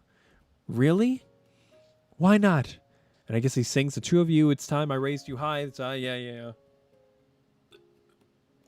He still wants to be a father. No! Elphaba, still holding the grimoire, runs out. Elphaba! The wizard looks at Morrible in horror, who then turns to Glinda, cold as ice. You want to do yourself some good? Get her back. Glinda, scared, nods, then runs out. The door slams. Interior Wizard's Palace, Hall of Grandiosity, continuous. Morrible enters the hall, addresses the monkeys. If you want to do yourself some good and keep your family safe, you'll stay loyal to our wizard. The monkeys rise into the air. Don't let her get away! At that, the monkeys explode out of every window, doorway, and skylight. Interior, Wizard's Palace, Emerald Hall, same, where I had the worst jump scare of my life for in a non-horror film. Elphaba runs down a hallway made completely of emeralds as Glinda chases after her. Elfie, wait! Elphaba ignores her, tries various doors along the way, all locked. Elphaba keeps running. Glinda is falling behind. The shadow of flying monkeys dart across the semi-translucent emerald walls. It literally says, shit's getting real. Elphaba, please, just... The screeching of the monkeys gets louder, comes closer, then a monkey's arm grabs at Elphaba. That's where I almost peed myself. Glinda screams. Elphaba barely escapes its grasp, then runs down the hall and skids around a corner where the hall comes to an abrupt stop. She bangs the dead end of the hallway in frustration, and a narrow, hidden door springs open. She slips through on Glinda. Catching up to Elphaba, the monkeys flying toward her, gaining on her. Glinda skids around the same corner, hits the same dead end when suddenly a green hand appears and yanks her through the secret door. And slam, the door shuts behind her. Interior Wizard's Palace, throne room, control room, same. The wizard stands behind the curtain, frantically pulls some levers, and the Oz head comes to life. Guards! Guards! The human guards race into the throne room and stand at attention. Interior Wizard's Palace, darkened room, same. Elphaba locks the door behind Glinda. It's dark except for the moonlight shining through a skylight in the roof. The girls struggle to catch their breath. Where are we going? Elfie, please just... Wizard's odd has voice. Guards, there's a fugitive at large in the palace. Bring her to me. Elfie, listen to me. But Elphaba is staring at a piece of colorful fabric in the distance, illuminated by the moonlight. Elphaba steps closer and realizes, Glinda, look. Glinda follows Elphaba's gaze, gasps. Suddenly, we see what they do. It's the wizard's giant hot air balloon, deflated, hanging from the ceiling by its basket. Just then, the guards bang loudly against the door. Open up! The girls look up at each other. Where can they go? They run towards the ballroom, grabbing onto its tethers. To the ballroom. The balloon, grabbing onto its tethers, pulling themselves up. They struggle as they climb up the fabric, using decorative hooks, webbing, and ropes to yank themselves higher. Suddenly, the guards smash through the door with the battering ram. Elphaba and Glinda climb faster, finally reaching the wicker basket hanging from the ceiling. They struggle to climb into it. They look down to see. The guards having started to climb the balloon. Glinda and Elphaba look around, desperate. Elphaba grabs for a sandbag inside the basket to throw at them, accidentally triggering the burner mechanism. The balloon starts to rise to the very top of the palace. Interior Wizard's Palace, lower attic, same time. Elphaba and Glinda scrambled from the balloon's basket onto the stairs that lead into an attic space, cluttered with cobwebs and various dust-covered objects from the wizard's carny past, a unicycle, a set of juggling clubs, a pushcart labeled potions and potables with an old broom on top of it. Elphaba swiftly pulls up a rope loose, and the balloon plummets down onto the guards below. Elphaba pushes the cart against the door, barricading it while Glinda paces, fueled with adrenaline and fear. Oh, this is not good. But Elphaba is ignoring her. She's staring at the wizard's possessions, and now we see that many of them are rudimentary prototypes of military uniforms, fantastical inventions, and symbols of power we have seen throughout Oz. Symbols that Elphaba once revered, now revealed to be so fake, so empty. Why couldn't you just stay calm for once instead of flying off the handle, bro? And we start the song Defying Gravity. I hope you're happy. I hope you're happy now. I hope you're happy that you heard your cause forever. I hope you think you're clever. Elphaba whirls on her, equally furious. I hope you're happy. I hope you're happy too. I hope you're proud how you would grovel in submission to feed your own ambition. So though I can't imagine how, I hope you're happy right now. Suddenly both break off, hearing Morrible's voice. Citizens of Oz, there is an enemy who must be found and captured. Cut to exterior Wizard's Palace, palace steps, same. Morrible is broadcasting with an Ozian microphone.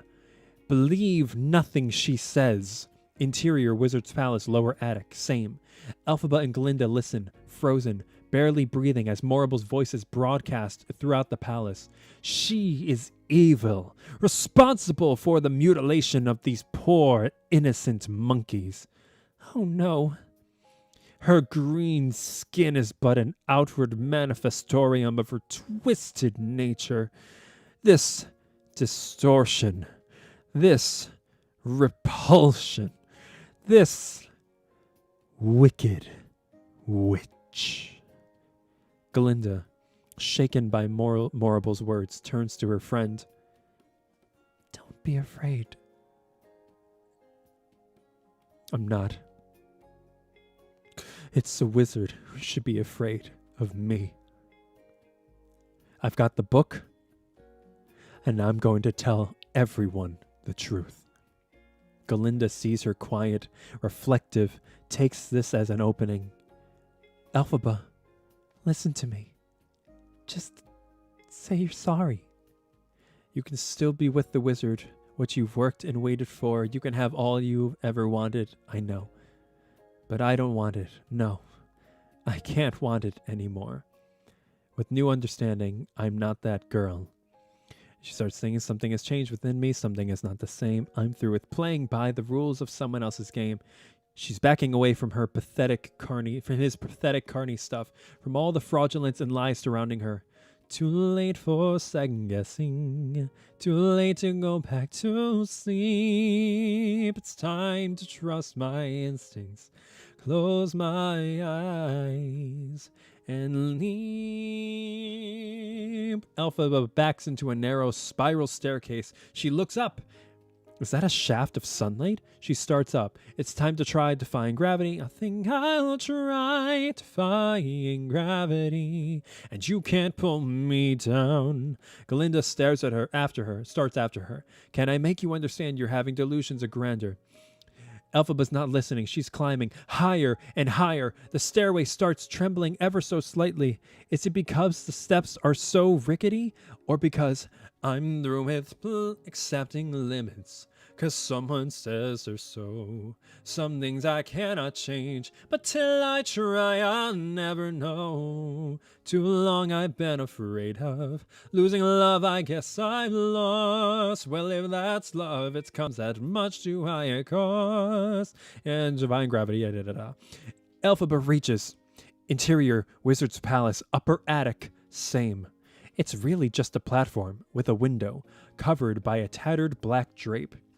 Elphaba kneels, opens the grimoire.